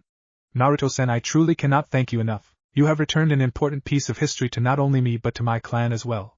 I promise you this will never be forgotten, he stated, giving Naruto a slight bow. Naruto returned the gesture before speaking again, handing Hisashi a smaller scroll. You're quite welcome. Just so you know, this is something from me personally. I think it could help you with a problem I know you've been having, he stated. Hisashi nodded and put the scroll away for later. Naruto finally walked in front of Choza as he unsealed another large scroll. This one was red with black and brown rings. I'm sure you already know, but this is... Choza cut him off as he took the scroll in awe. The summoning contract for the bears carried into battle by my great-grandfather, and thought to have been lost in the First Great Shinobi War. Naruto nodded. Yes, according to records I read, it was recovered just before the start of the Second Great Shinobi War, Naruto explained. Choza nodded in gratitude. Thank you, Naruto, this had been with my clan since the Warring Clan era, Choza stated. He began thinking to himself that he may need to talk with Choji about signing the contract. Naruto nodded. You're welcome. As the new clan head, I wanted to ensure these items were returned to their proper owners, Naruto stated before turning for the door and motioning for Fumiko to come with him. As they exited, some laughed, kids already thinking 10 steps ahead. Get favor with us by returning priceless relics, she started. Mikoto continued. And gain the loyalty and respect of the minor clans by getting them on the council. She had to admit she was impressed. There's also the possibility of annexation. A minor clan small enough could benefit tremendously by allowing themselves to be annexed under the Uzumaki clan, Hisashi added, equally impressed with the boy's political prowess. Inoichi cleared his throat. Anyone else feels slightly inadequate, considering in a single meeting he defanged the civilian council and set the stage to bring the minor clans to his side? There were several nods of agreement as the clan heads began exiting the meeting room. Hokage's office. Hiruzen sat behind his desk looking at the man in front of him. Hamura stood off to the side watching. Hiruzen had just finished outlining a list of demands for Danzo, and was patiently waiting the man's reply. Finally Danzo spoke. So my route will be reinstated under my command, however every operation and posting will go through you directly. He stated. Hiruzen nodded. Yes, and you will provide me a full list and dossier on all route operatives. You will also not be allowed to train any others. He stated firmly. Danzo was quiet for a few moments before he stood up and bowed. It will be done, Hokage-sama. He stated. Hiruzen dismissed him and Hamura soon followed. An hour passed before the jonin of the village began to trickle in slowly one by one before the office had been filled by the prospective jonin sensei. Well, all but one masked jonin with gravity-defying silver hair who just so happened to be missing. Some of the other jonin were beginning to grow annoyed when there was a sudden swirl of leaves. Sorry, I missed the meeting. Kakashi began but stopped when he looked around. But I thought the meeting was over. He stated in confusion. A kunoichi with short purple hair wearing a tan trench coat scoffed. She was Anko Mitarashi, a Tokubetsu jonin. No, you lazy bastard, the meeting is just starting. She stated. Hiruzen cleared his throat, getting everyone's attention. Kakashi, I told you the meeting was 3 hours ago so you would show up in time. He stated with an amused smile, causing several jonin to start snickering at the lazy jonin. Enough, he chided before continuing. Now moving on to team assignments. Team 1 as he continued calling out teams until he got near the end of the list. Finally Team 7 will be Sasuke Uchiha, Sakura Haruno, and Sai. Team 8 will be Kiba Inuzuka, Shino Aburame, and Hinata Hyuga. Team 9 is still in rotation from last year. Team 10 will be Shikamaru Nara, Choji Akimichi, and Ino Yamanaka. He stated before looking to the assembled jonin. Kakashi, you will be assigned Team 7. Karina, you will be assigned Team 8. Asuma, you will be assigned Team 10. He ordered before a jonin spoke. He recognized her as a main branch Hyuga. Hikari, if his memory served him correctly. He knew unlike most main branch members she was kinder, and preferred to be more versatile in her skill set. She already had a team, but due to certain circumstances one of her students had left the shinobi forces. It was because of this that she had requested Hinata be placed in her team as an additional member. Hokage-sama, what of Naruto Uzumaki and Sayuri Uchiha? According to mission reports, Naruto graduated by preventing a traitor from fleeing with the Forbidden Scroll. She stated. It hadn't been a huge secret, but it was something that had been spread throughout the jonin of the village. In fact, it had caused many that were wary of the boy to open up a little and give him some respect. And the Uchiha girl was already a graduate, being second best kunoichi. Hiruzen nodded. Yes, thank you Hikari, I was just about to announce them. He stated as he shifted some papers. Naruto was found to have his education and training sabotaged by academy instructors. However, he was hiding his true skills the entire time, so I had him evaluated by 4 of our jonin. His skill set already far exceeds that of an ordinary genin, and shows nothing short of a genius. He is lacking in some skills that just couldn't be self-taught, however. Sayuri Uchiha hid her skills throughout the academy as well. I had her tested by ANBU Nico yesterday to see where her skills actually are. Nico found that Sayuri is also already above genin level. It is because of this that both are being assigned apprenticeships. He stated, causing many to look shocked. However, there is something that must be done first, he stated, taking out a jonin flak jacket.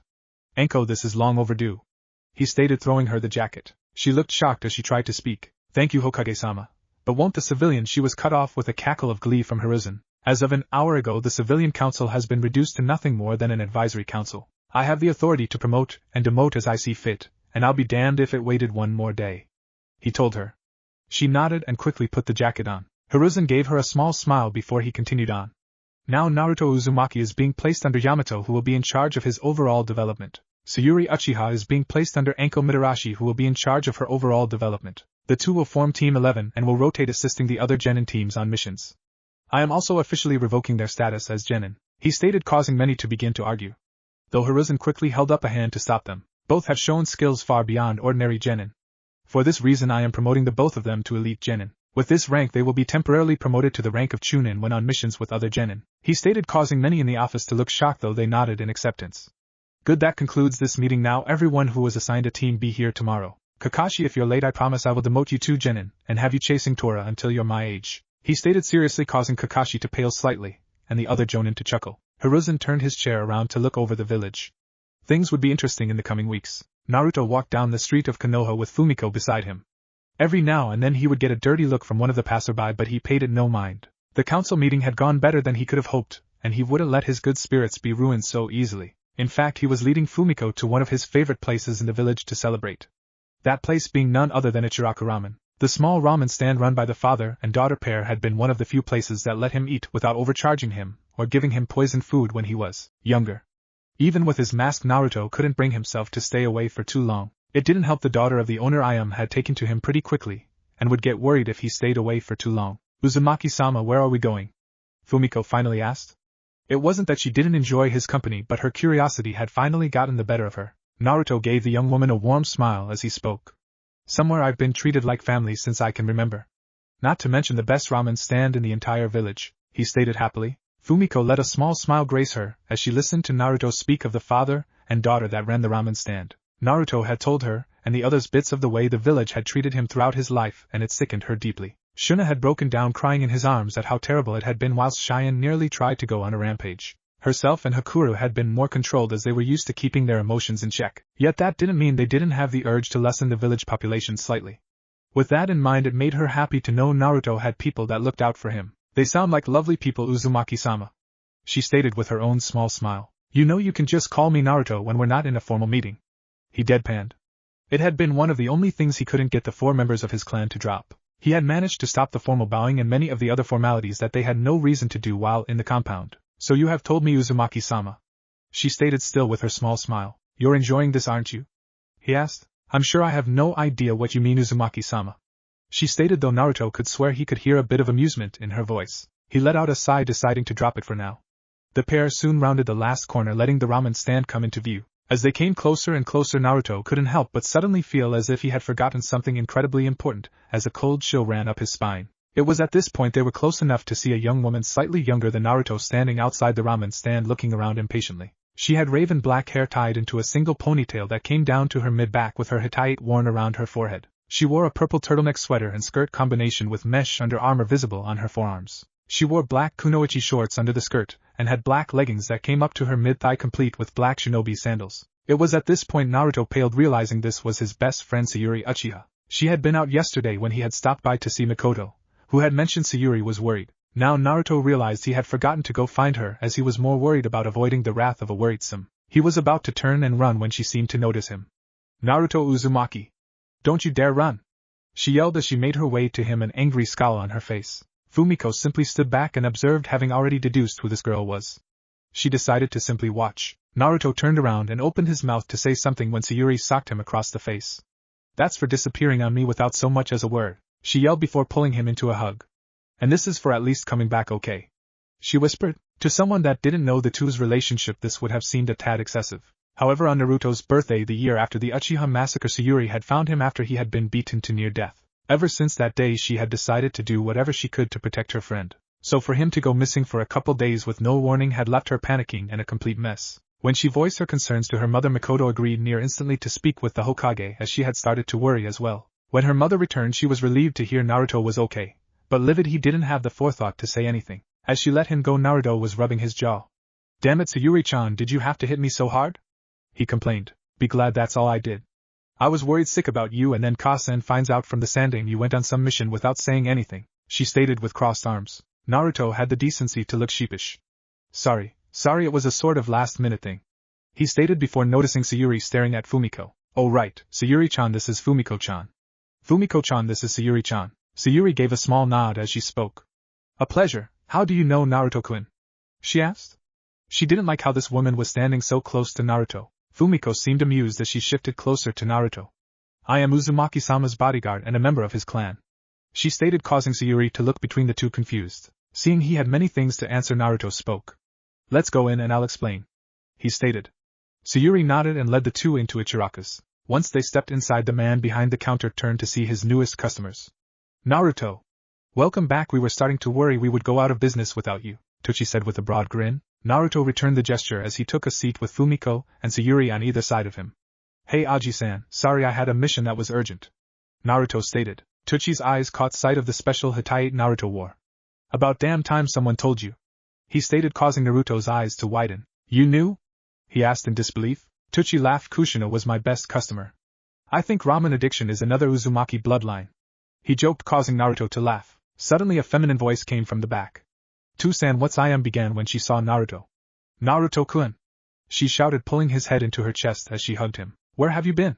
She suddenly asked sternly. If it wasn't for Sayuri-chan we would have been worried sick about you, she stated with a pout. Naruto laughed lightly. Well, I was about to tell you guys. Do you think we could get our order while we talk? He asked as his stomach growled. The brown-haired girl laughed as she took their orders. The three had their food in 10 minutes. Naruto spent the next 45 minutes recounting what he had been up to the past few days and ending with the council meeting that had just ended. When he finished, the father and daughter pair as well as Sayuri looked shocked. Finally Sayuri spoke.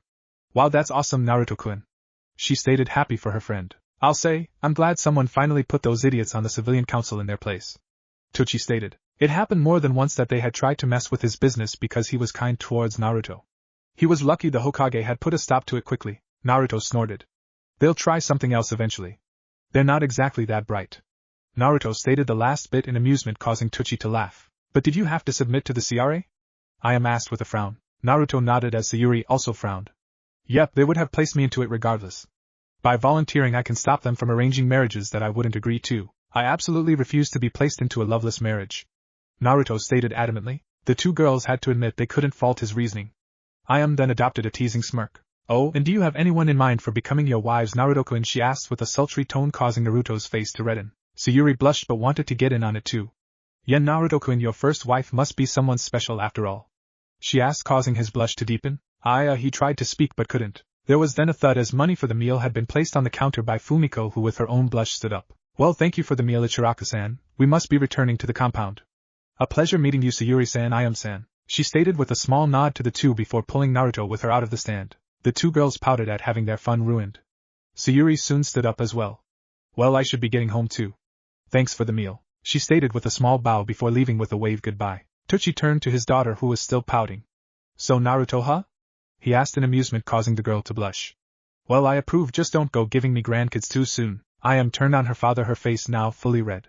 "To-san," she shouted, causing said man to laugh. Later, Uzumaki compound. Naruto sat behind his desk in his office with a sigh. He had finally finished having his clones read through the scrolls he had brought back and had a terrible headache. He had made 80 clones specifically to read through the scrolls on his clan's history. Another 30 to read up on the customs. 70 more to read and organize various instructional scrolls that he had separated by ninja art, and then by element for the ninjutsu section. He had 100 more he assigned to Shuna to assign cleaning duties. Hakuro had taken another 50 to begin teaching Naruto the basic Uzumaki Kenjutsu style. Naruto took a moment to remember that he read his clan had required its members to be proficient in at least the basic style, though many members would later on develop their own style. The styles used by each member would usually differ drastically depending on that member's chakra nature. Returning to his original train of thought, Naruto had made another 20 clones to help Cheyenne with organizing and filling out paperwork he needed to submit to the Sanding. He was definitely happy the purple-haired woman had decided to become his secretary, though, whether it was intentional or not, he couldn't help but be distracted by the purple suit and pants she wore over a yellow-green shirt that accentuated her already sexy curves.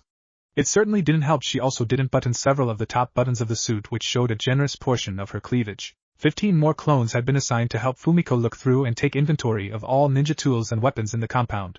Finally, Naruto had decided to really push his Fuinjutsu training and had made 200 clones dedicated entirely to getting started on the beginning of the 3rd level book. Now at present time he had just received the memories of each clone. The clones had finished going over the customs and history of his clan, so now Naruto knew just about anything there was to know. The clones assigned to organization had finally gotten all of the scrolls separated and filed accordingly in the library. The clones left to Shuna had weeded the gardens and made minor repairs to the training grounds, which were the only areas not maintained by seals. The clones he had left to Hakuro had been able to get the basic katas down and could perform them to a satisfactory level, though Hakuro had told the last one he still needed to gain experience using the style before he could advance further. The clones with Cheyenne had gotten most of the paperwork done and filed appropriately, though there were a few that apparently had been left by his mother. Cheyenne had found that she thought he should look at personally. The clones with Fumiko had taken inventory and had made a list detailing what ninja tools were on hand and had organized the weapons accordingly. Finally, his Fuinjutsu clones had practically blown through the beginner book of level 3 and had already gotten halfway through the intermediate book. They had found that level 3 wasn't difficult but would have taken a single person forever due to the intensive theory it was getting into. That had been Naruto's main problem with the first 2 levels, and he was happy to have found a way to get through it quicker. Though as he was experiencing now have essentially the experiences of 200 people do Fuinjutsu study was exhausting. There was a soft knock at his door, to which Naruto gave permission to enter. Inside stepped Shuna. "Oh, Shuna-chan, what can I do for you?" he asked with a strained smile. She shook her head with a small worried look. "I came to check on you, Naruto-sama. You have team placements tomorrow and need your rest," she informed him. "Are you okay?" she asked. Naruto nodded. "Yeah, my head just hurts from all the clone memories I received. With so much to do I made the mistake of forgetting to have most dispel in groups. Now I have a killer headache." Shuna beamed as she had an idea. "Then leave it to me, Naruto-sama. she stated as she grabbed his hand and led him to the couch in his office. She sat down and forced him to sit down next to her.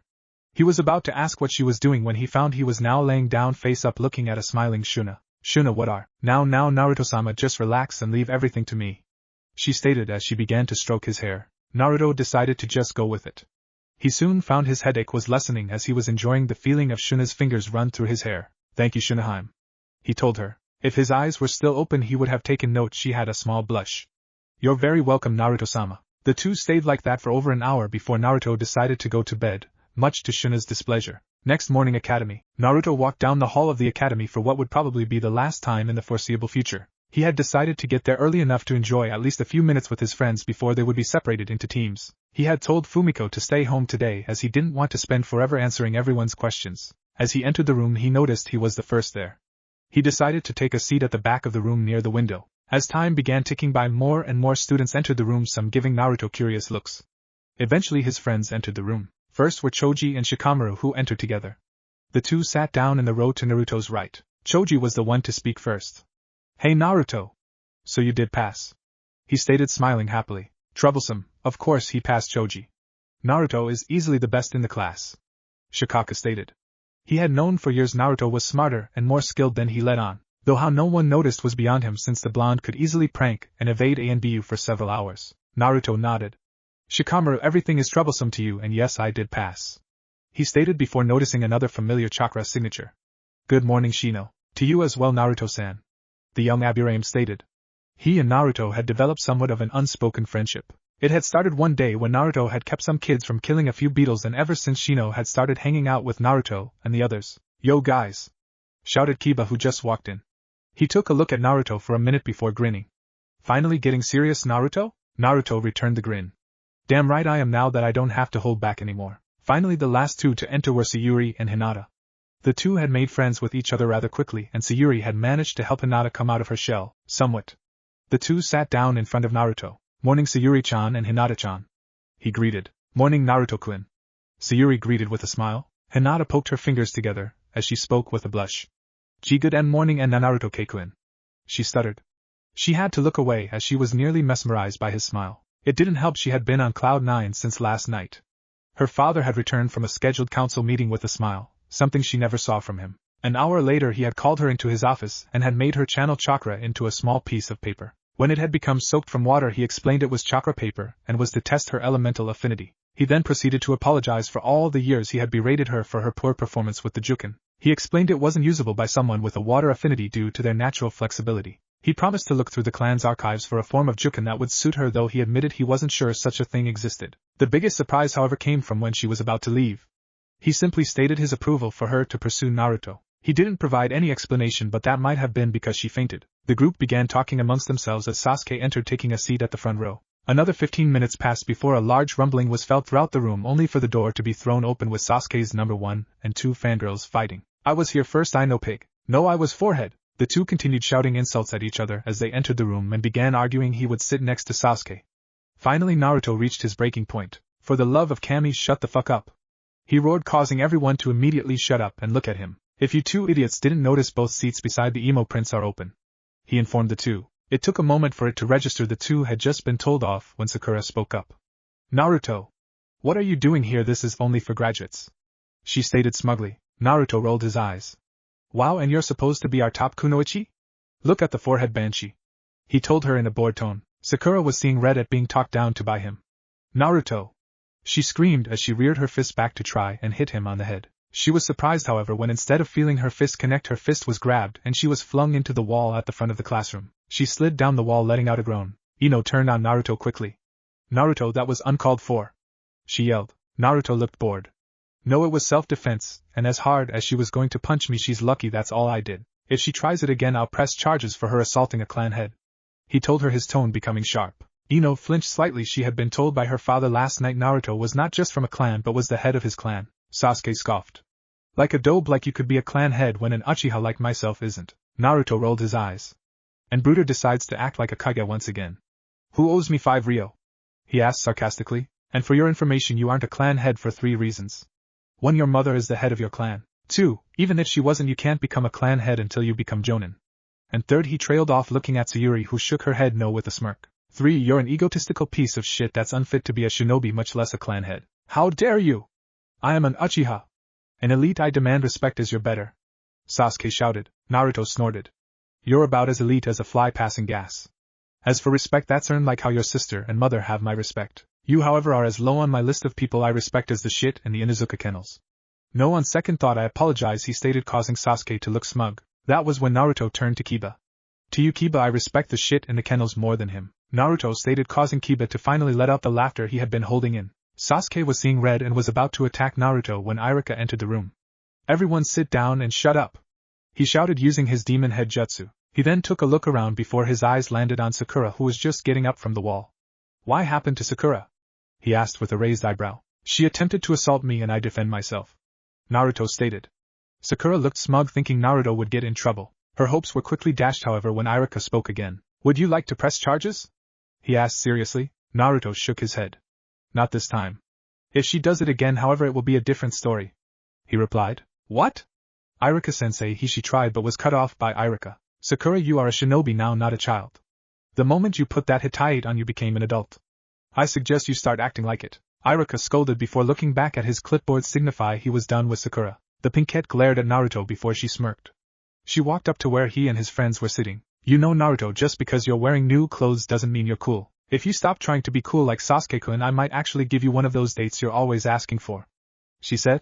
Naruto was disgusted and made no attempt to hide it. You really think I ever had feelings for you? He asked, causing her to recoil. I've been acting like an idiot for years. I have to say the biggest thing that made me look stupid was chasing you, Sakura. He continued, causing her to shrink further. Personality-wise, you are easily the worst girl in this entire class. Hell, maybe even the entire village. The reason I chose you was twofold. One, you wouldn't accept, which was what I wanted. 2, you're a complete bitch and I wouldn't feel bad about playing you, Naruto finished, causing Sakura to sulk as she went back to her seat. Iruka, who had watched the entire thing, was shaking his head. He thought Naruto was a little harsh for what he said, but then he thought back to all the times Sakura belittled him or hit him and decided not to say anything. Alright, class, he called, getting everyone's attention. Pay attention as I call your teams. Team 1, he went on stating teams until he got to one that made him stop. He had to wonder who Kakashi pissed off to get this team. Team 7 is Sakura Haruno, Sasuke Uchiha. He had to pause as a loud shriek of true love conquers all came from Sakura. It seemed she forgot the dressing down she had just gotten. Iruka sighed and sighed. Your sensei is Kakashi Hatake. Naruto narrowed his eyes as he looked to the pale boy that had a creepy smile. Concentrating, he felt the boy's chakra and felt no emotions. It seemed the boy was one of Danzo's root. He turned his attention back to Iruka as he began calling the next team. Team 8 is Kiba Inuzuka, Shino Aburame, and Hinata Hyuga. Your team sensei is Kurina Yuhi, he stated. The three shared a look between themselves before nodding to each other. Next, Team 9 is still in circulation. Team 10 is Shikamaru Nara, Choji Akimichi, and Ino Yamanaka. Your team sensei is Asuma Sarutobi. Damn it, why did I get the fat ass and the lazy bastard? Ino cried in frustration. Ha! Kiba, pay up! Naruto shouted, holding out his hand. Kiba gave him 200 ryo, grumbling about blonde bastards. Iruka looked gobsmacked at his students' blatant betting. He decided the faster he got finished with team assignments, the faster he could leave. Okay, that's it for the three-man cells, he stated, causing Sakura to shoot to her feet. Aha, I told you Naruto didn't graduate. He probably stole that. Genin Haruno, I can still revoke your Hittite. Iruka yelled, having enough of the girl's attitude. Seriously, how did she even pass his class? Oh yeah, the council made written tests worth the majority of the grade, he thought to himself. Now moving on, if there are no more interruptions. Naruto Uzumaki and Sayuri Uchiha, your rank as Genin have been revoked by Hokage-sama, he stated, causing the two to jump up near instantly. Hold on a moment, you two. This was done because it was found you were improperly ranked. You have both been promoted to the rank of Elite Genin. This means that on missions with other Genin, you two are automatically and temporarily promoted to the position of Chunin. In addition, you are both being assigned as apprentices but will operate as Team 11. He stated, only for Sasuke to stand up, practically frothing at the mouth. What? How is that clanless loser and that failure higher rank than me? I'm an Uchiha Elite, I demand that rank.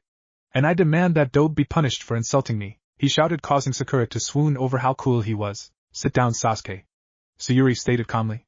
The only failure here is you, since the civilian council was the only reason you even passed, she stated with contempt. Sasuke rounded on his sister, glaring angrily. How dare you? You should feel honored I'm letting you stay in the clan at all. And why is that, dear little brother?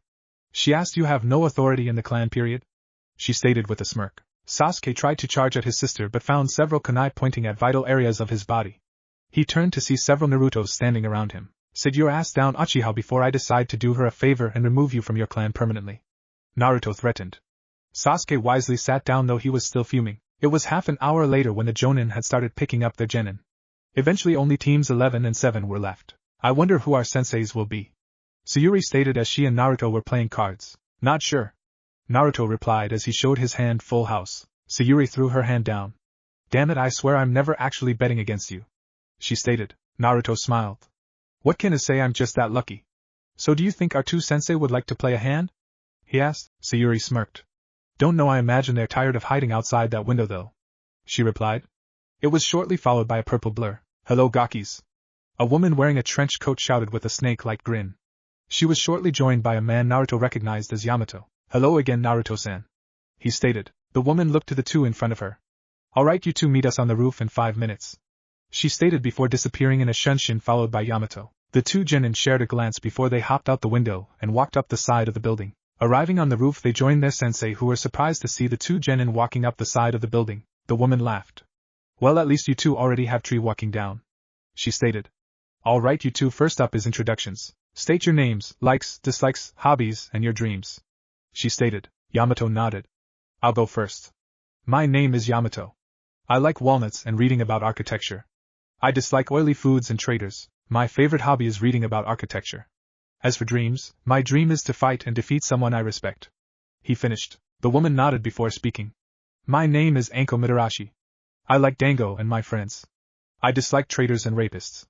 My hobbies include conducting tea ceremonies. My dream is to kill a certain traitor, she stated before nodding to Naruto. Alright, Blondie, you're up. Right, my name is Naruto Uzumaki. I like my friends, ramen, and learning about my clan. I dislike traitors and those that can't see the difference between a kunai and the scroll it's sealed in. My hobbies include training and studying Fuinjutsu. My dream is to restore my clan and have a family, he stated. Anko looked confused, having thought the boy's dream was to become Hokage. Alright, you coal eyes, she stated, pointing to Sayuri. My name is Sayuri Uchiha. I like my mother, Naruto-kun, and dango. I dislike traitors, rapists, and my asshole brother Sasuke. My hobbies include training and hanging out with my friends. My dream is, well, I'm honestly not sure, but I do want to have a family someday, she finished. Anko looked curious. You hate your other brother and not the one that killed your clan? She asked. Sayuri snorted. Of course I don't hate Itachi and I. You can ask the Sandaime, but this is a SS rank secret, she stated seriously, causing the three others to lean in. Members of the Uchiha clan were planning a coup. They were led by my father with only a quarter of the clan against them, including my mother. Itachi and I did what he had to save the village from civil war, she informed the two jonin, causing their eyes to widen. Itachi and I took on the blame so the three of us wouldn't be treated terribly, she finished sullenly. Yamato looked pensive at what he had just been told. Wait, how do you know this? He asked seriously. I'm older than Sasuke, and unlike that dumbass, I wasn't blinded by trying to get my father's approval that I couldn't hear the whispers. After the massacre, I confronted my mother, who admitted it was true. Also, don't even breathe a word of this to Sasuke. He has no idea, she stated seriously. Anko looked troubled. And why is that? She asked. Sayuri snorted. Because if he heard it, he would automatically assume that dear old daddy was right and that Uchiha should be in charge, she stated, emphasizing the word daddy with contempt. Naruto put his hand on her shoulder. Well, if we're getting secrets out of the way, I'm next, he stated, causing the jonin to panic. Naruto, you can't. Sandaime-sama's law, Yamato began, but was cut off by Naruto. Doesn't apply to him, or me. We can disclose my condition to anyone we see fit, he stated. Sayuri looked curious. What condition? Naruto looked to her. You know how I never told you about why the village treats me the way it does? He asked, causing her to nod with a frown. Naruto took the next few minutes to explain about the night of his birth, and how his father had sealed the Kyuubi no Kitsune in him, making him a Jinchuriki. When he finished, she had exploded. Those bastards! Those stupid fucking idiots! She screamed. I swear when I get my hands on them I'll. Note: following tirade is too explicit for human decency, and thus will be skipped. When she finished, Yamato and Naruto looked a little green while Anko was cackling with glee.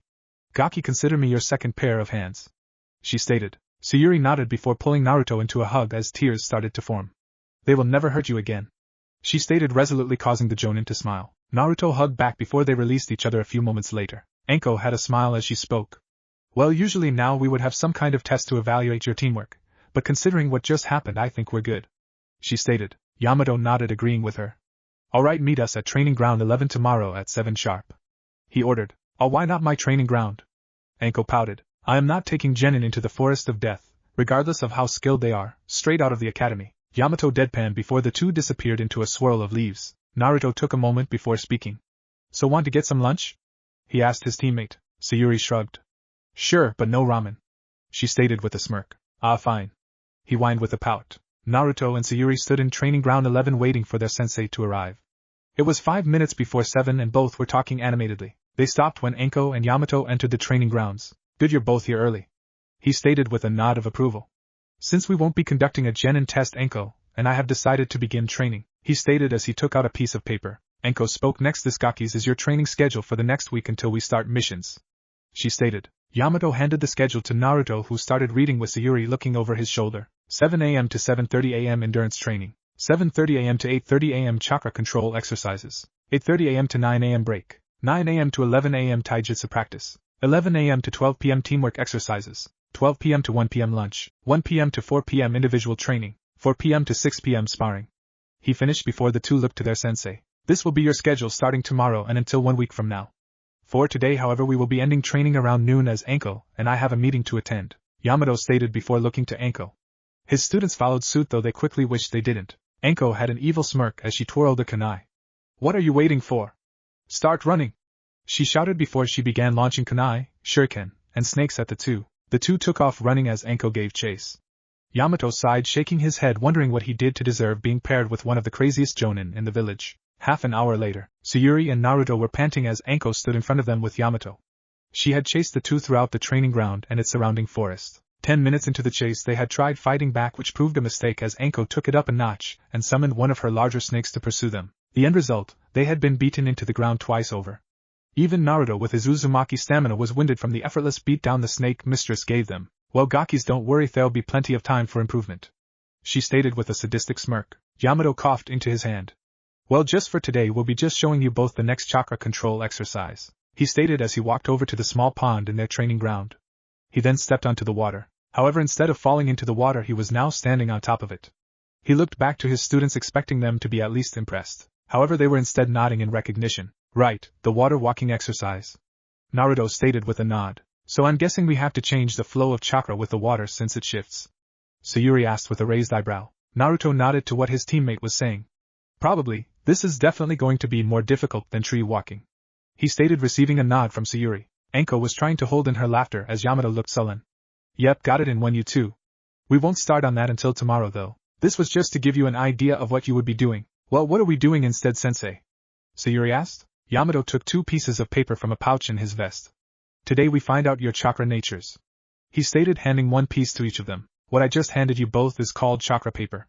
It reacts when chakra is channeled through it. Its reaction is determined by what chakra nature you are predisposed to, he explained. Anko decided to pick up where he left off, taking out a piece for herself. If the paper shrivels, it means lightning, crumbling means earth, wet means water, cutting means wind, and finally she trailed off as her paper burned to ash. Burning means fire, she finished. The two genin shared a look before Naruto nodded for Sayuri to go first. She channeled chakra into her paper and soon it reacted. First it shriveled and then caught fire. She looked to her sensei as Anko laughed in joy. Well, Sayuri-chan, looks like you and I both have fire. Not really surprising considering all Uchiha have some connection to fire, Anko stated excitedly. She then took on a puzzled expression.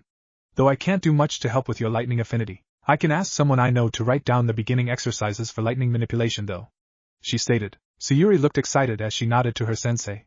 Sounds good to me, sensei. I'm pretty sure my clan has some Raitun jutsu I can find as well. Naruto then channeled chakra into his paper as their conversation came to an end. It soon cut into 2 pieces with the left side crumbling, and the right became slightly damp. Yamato and Anko looked shocked before realization dawned on Yamato. Of course, you already had an affinity towards water and wind. Your earth affinity was gained from when you used your bloodline on Mizuki's body, he explained, causing Naruto to nod in acceptance and slight excitement. He had been wondering what he had gained from Mizuki. Well, I can help you with both your water and earth affinities. Your wind, on the other hand, is considerably rare in Konoha. You're in luck, however, as the only other wind user is Asuma Sarutobi, he stated. Naruto nodded, remembering the sharpness of how Asuma's chakra felt. Alright, so what are we doing now, sensei? He asked. Well, today Anko-san and I will be teaching both of you a jutsu each. By the end of the week I want the both of you to have these jutsu mastered, Yamato replied. He and Anko had agreed their students were both farther ahead than ordinary genin. This little test would help them to gauge just how to go about training after the week was over. The two genin shared excited glances. While they might be more advanced than the rest of the graduates, that didn't mean they didn't like to learn a jutsu or two. Sensei, what does it mean to actually master a jutsu?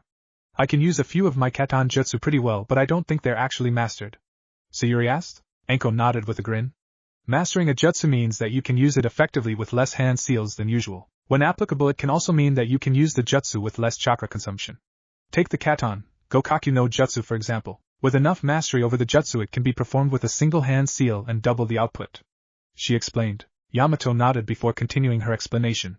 It is also important to note that mastering a jutsu not of your own chakra nature can be much more difficult. For instance, if I were to attempt to master a right-gun jutsu, it would be considered near impossible due to it being the opposite of my earth affinity. So does that mean it's not possible for us to use a jutsu that is of a different affinity? Naruto asked curiously. Enko shook her head. Nope, it just means it's more difficult. In fact, the Sandaime can use all 5 chakra natures even though he's only mastered earth and fire, she explained, causing the 2 genin to nod in understanding. Alright, Sayuri, I will be teaching you the katan, Benejigimo, fire style, crimson earth spider, she stated before going through a series of hand signs. Enko spewed out flames that encircled the small area and then formed a flaming spider that was as large as a full-grown man in the middle. This jutsu is incredibly useful for trapping or cornering an enemy. That spider in the middle there will attack them, giving you time to maneuver yourself into a more favorable situation, Enko explained before Yamato used a water jutsu to put out the flames. Whoa! Sayuri stated in awe. She knew katan jutsu could be manipulated into forming dragons with some jutsu.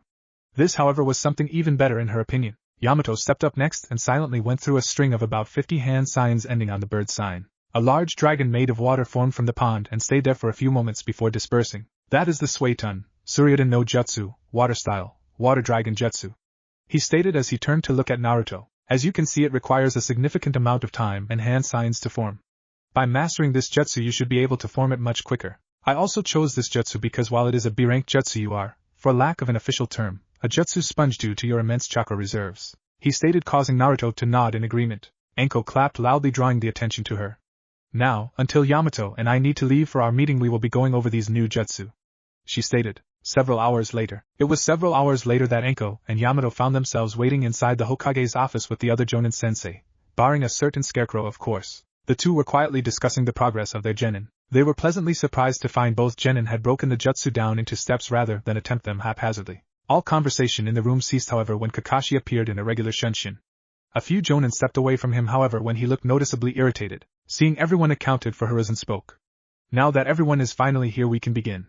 Starting with Team 1, you will announce your team's status. He finished, nodding towards a Jonin that had a senbon in his mouth. Team 1 failed. Team 2 failed. Team 3 failed spectacularly. Team 4 did okay, though they still failed. Team 5 fought each other to exhaustion, they fail. Team 6, cough, they need remedial lessons.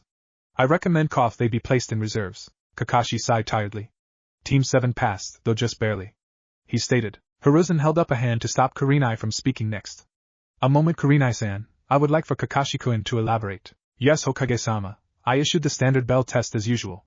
The Uchiha started by immediately challenging me outright. The Haruno girl loudly proclaimed his awesomeness, Kakashi stated with air quotes. After he was soundly defeated, the two hid separately. I used a simple genjutsu to render Sakura unconscious and then found the Uchiha.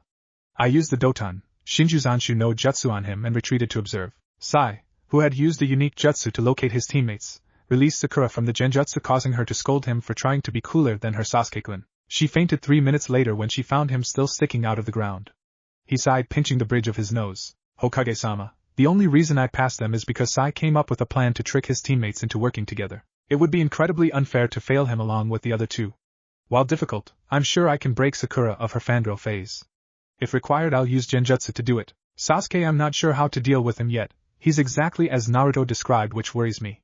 Kakashi finished. Hiruzen looked concerned as he mulled over what he had just been told.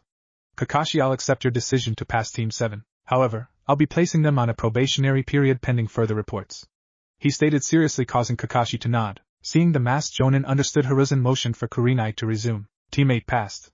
They were tasked with finding me and performed splendidly. Though I did note Naruto's assessment of the three was spot on, she stated proudly with her lips slightly tugging upwards. Team 10 did okay. They had to catch me and managed it. I will note their cohesion needs work, as Ino attempted to take control without even attempting to discuss a plan with her lazy-ass teammates, Asuma stated. Enko and Yamato shared a glance before Enko waved him to go ahead. Team 11 went untested in the traditional sense. During introductions they had revealed their most guarded secrets to each other and us. One of which Anko and I would like to verify with you later, Sandame-sama, Yamato stated calmly, to which Hiruzen nodded solemnly. Anko continued.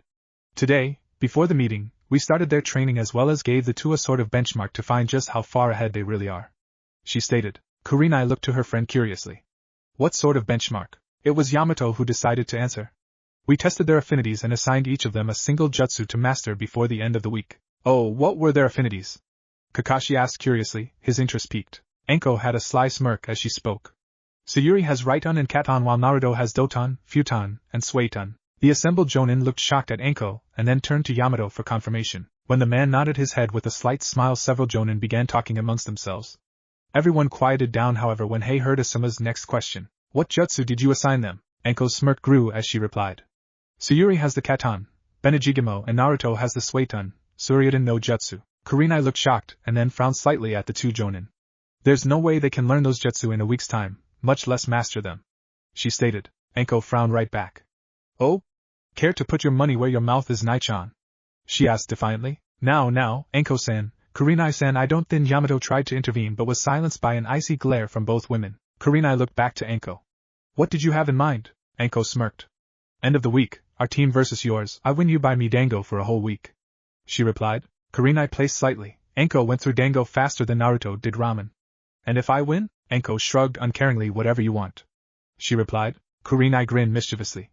Okay then, when my team wins, you're banned from dango for a whole month, she replied, causing Anko to let out a curse. She should have known Kurenai would ask that. Fine, either of you want in?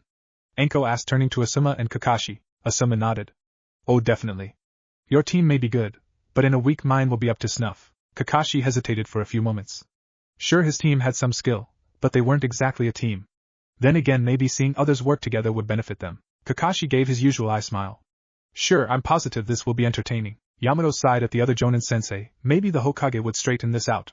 His hopes were dashed soon, however. Everyone turned to the aged leader as he cleared his throat. Hiruzen had a small smirk as he addressed the Jonin-sensei. Very well then, as I have witnessed this bet take place, I will be enforcing its outcome. As for rules, this is a bet amongst shinobi, so we will conduct it as so. You will not inform your students about this bet in any way. They will find out about it exactly 1 week from today, the night before the matches to be exact. Other than that, you may go about the week as you see fit.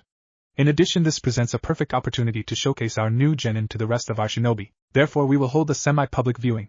So be warned, this is not only for your wagers, but braggers' rights at being the best sensei as well, he stated in an overdramatic announcer's voice. With the bet set, the 5 Jonin-sensei disappeared in shunshuns, leaving behind the rest of the Jonin and the Hokage. Once they were gone, Hiruzen looked to the Jonin chewing the saman.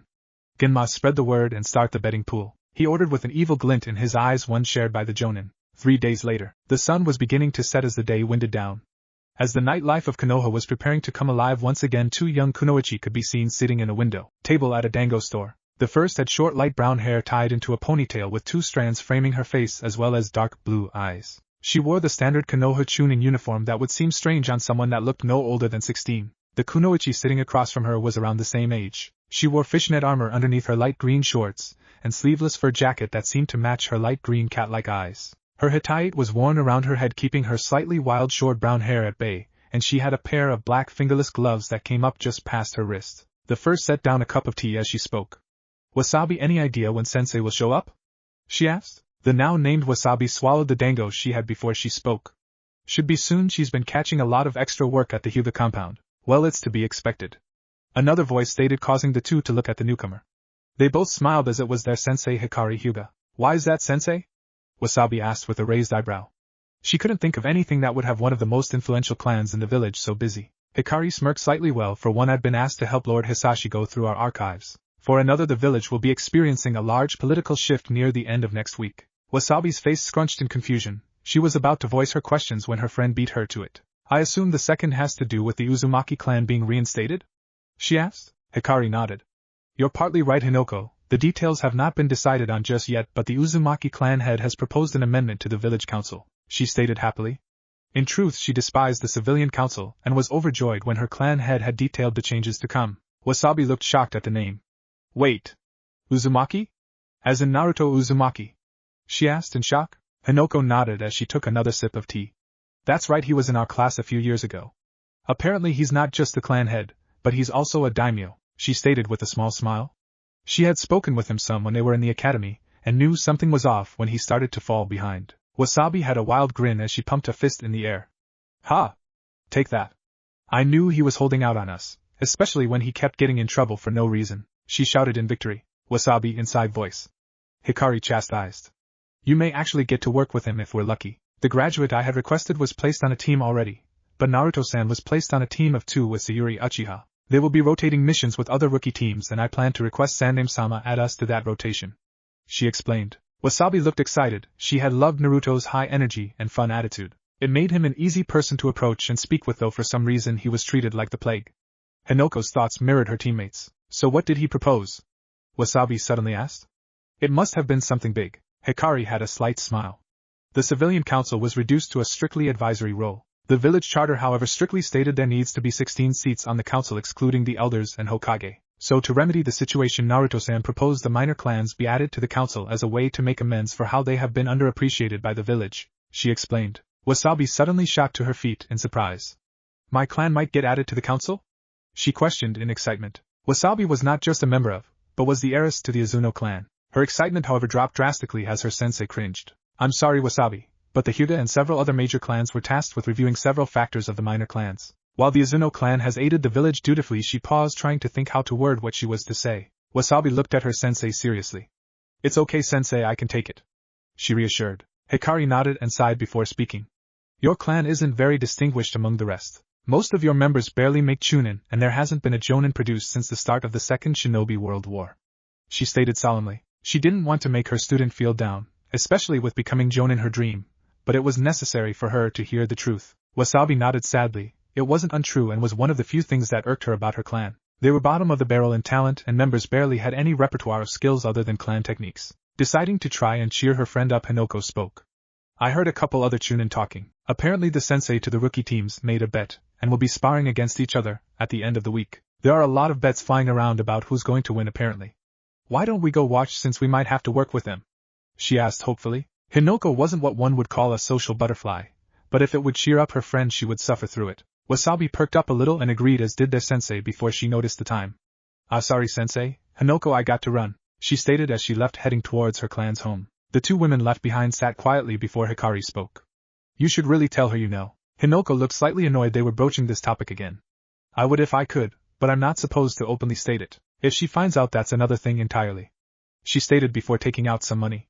Here, this is for our half-sensei, I have a shift coming up, she stated as she quickly left. Hikari sighed. Fine, just be careful, mouse, she whispered to herself. It had taken Wasabi only 20 minutes to arrive home. As she opened the door, she was met with the surprise of one of her cousins waiting for her. When asked what was going on, she was simply directed to meet with the clan head immediately. Wasabi grew slightly nervous. The only time she was called to the clan head by messenger meant something big was to happen. She quickly nodded and made her way to a small door that led to her grandmother's office. Unlike many clans of Konoha, the Izuno clan head was chosen based on merit, not blood. While it was preferable for the next of kin to take the position, it would be skipped if they were found unworthy. That was the case with Wasabi's grandmother. She had held the position since her early 30s. While many in the clan wanted her to pass the position to her son, she refused, stating he wasn't fit for the position. In Wasabi's opinion, she wasn't wrong. Her father was a loudmouth with grand aspirations for the clan, but he knew nothing of how to reach them. He was lazy, obnoxious, and a career genin. That had been the reason Wasabi herself was chosen to become heiress. Unfortunately, that had led to her father becoming very angry as well. She and her mother had left him and moved in with her grandmother after a particularly bad argument. Shaking her thoughts off, Wasabi knocked and entered when she was given permission. Entering the room, Wasabi was greeted with the same usual warm smile her grandmother had given her since she was a child. Amiji Izuno was an elderly woman, short in stature, with white hair that came from age and many years of stress. Many would describe her as somehow looking like a human tabby cat. To many she came off as slightly off her rocker with her exaggerations of her clan's old legends. Though to those that knew her, they knew it was all a carefully created ruse so that others wouldn't see her as much of a threat in her old age. Upon her granddaughter entering and sitting on the cushion across from her, she opened her eyes, showing they were the same cat-like green eyes that distinguishes her clan. Hello dear, how have you been? She asked as she poured the younger Izuno a cup of tea. Wasabi eyed her grandmother for a moment before speaking. I've been fine, Bashan. I just got home from a little meeting with my team. Amiji nodded slowly before speaking. Have you heard the rumors going around the village? She asked. Yeah, I just heard about them today, except they aren't rumors. Sensei confirmed there's going to be a big change in the council thanks to Uzumaki-san. Wasabi replied. We may actually end up taking a few missions with his team if we get the okay from Sandame-sama. The Izuno head nodded happily. Good, that would make things easier on her. She thought to herself before speaking aloud. Good, good, unfortunately I doubt we will be a part of this change. She replied sadly. It hurt that she was one of the last in her clan to become a jonin, and had hoped her clan would step up, though it appears she had stood on the sidelines too long. Wasabi recalled what her sensei had just told her earlier, and nodded sadly. Yes, sensei said the same thing. She added. Amagi took a deep breath before looking her granddaughter in the eyes. She noted she flinched slightly at her serious expression. Wasabi, tell me honestly what you think of our clan. She stated. Wasabi wanted nothing more than to give her something simple, that she wouldn't change a thing. Yet seeing her grandmother's expression, she knew she needed to be completely honest. We're the bottom of the barrel. Our members barely mark above civilians in the academy, and take an average of 10 to 15 years to advance to chunin. Unfortunately, most of those promotions are out of gratitude for service, and that's those that barely pass chunin standards in skill. She replied. She suddenly felt lighter having said as much. Amagi smiled sadly, so her granddaughter had seen it too. Yes, and unfortunately there's only one thing I can think to do if we are to survive, she stated, causing Wasabi to sit straighter. We have nothing to teach. Our clan has refused for too long to look toward other avenues to expand upon. For this reason I have decided we will be annexed into another clan, and with the current situation in the village there is only one viable option. She finished. Wasabi nodded sadly, having figured that was where this conversation was going. What clan did you have in mind? She asked. The Uzumaki clan is the only option. They have a history of taking in clans that act as a branch family. Historically they have the royal Uzumaki family that act as the main branch, with clans they annex in as the side branches to bring in new blood. This has already been discussed with the elders and they agree with me. That only leaves to discuss with Uzumaki-sama himself as well as you. She explained. Wasabi nodded along with the explanation. It seemed like a good way for a clan to stand along throughout the ages, especially if they have strong genetics. She however looked confused when her grandmother said she had to part of the discussion. Why me? Was all that she could ask. Her grandmother sighed tiredly. We can't simply ask for annexation, especially with only a handful of members in the Uzumaki clan at the moment. There has to be something to hold us there so that we won't look like we want to get some secrets and run. She explained. With Uzumaki-sama under the CRA we've decided to arrange a marriage contract. As the heiress you're the most obvious choice. She stated finally. Wasabi was shocked. She was to be married off to Naruto. What would become of her? Would she get to continue as a ninja? Would he force her to become a housewife? These questions and more were floating around in her head. She wanted to scream, to shout out some kind of objection. Taking a breath to calm herself, she tried to think more clearly. This could be her only chance to help her clan. It could be their only chance to prevent themselves from dying off in a few decades. As if sensing her turmoil, her grandmother spoke. I don't need an answer immediately. You have until the end of next week, she stated, causing Wasabi to give her a grateful smile. If I were you, I would find time to speak with Uzumaki-sama. It may just answer some of your concerns, she stated. Wasabi nodded, grateful that her grandmother wasn't forcing her into this. She stood and walked out. She needed to sleep and think. Whatever she decided could very well affect not only her future but her clan's as well. It was nighttime in Konoha, and in Training Ground 11 4 people could be seen standing in what looked like a war zone. Scorch marks covered the ground, uprooted trees here or there, and not to mention multiple craters from explosions. What might have happened, one would ask? Well, to answer in short, the genin of Team 11 had just been put through a rigorous final spar against their sensei to test their progress for the week. Enko and Yamato stood in front of their students, with two completely different expressions. It was the agreed-upon date where they were to reveal the bet they had made with the other Jonin sensei. Yamato looked slightly unnerved while his fellow Jonin was practically grinning from ear to ear. The reason for this, one may ask. Well, that would be their students. Naruto and Sayuri were both grinning from ear to ear at the golden opportunity they were given. Neither had anything against Teams 8 and 10, even if Ino was annoying sometimes.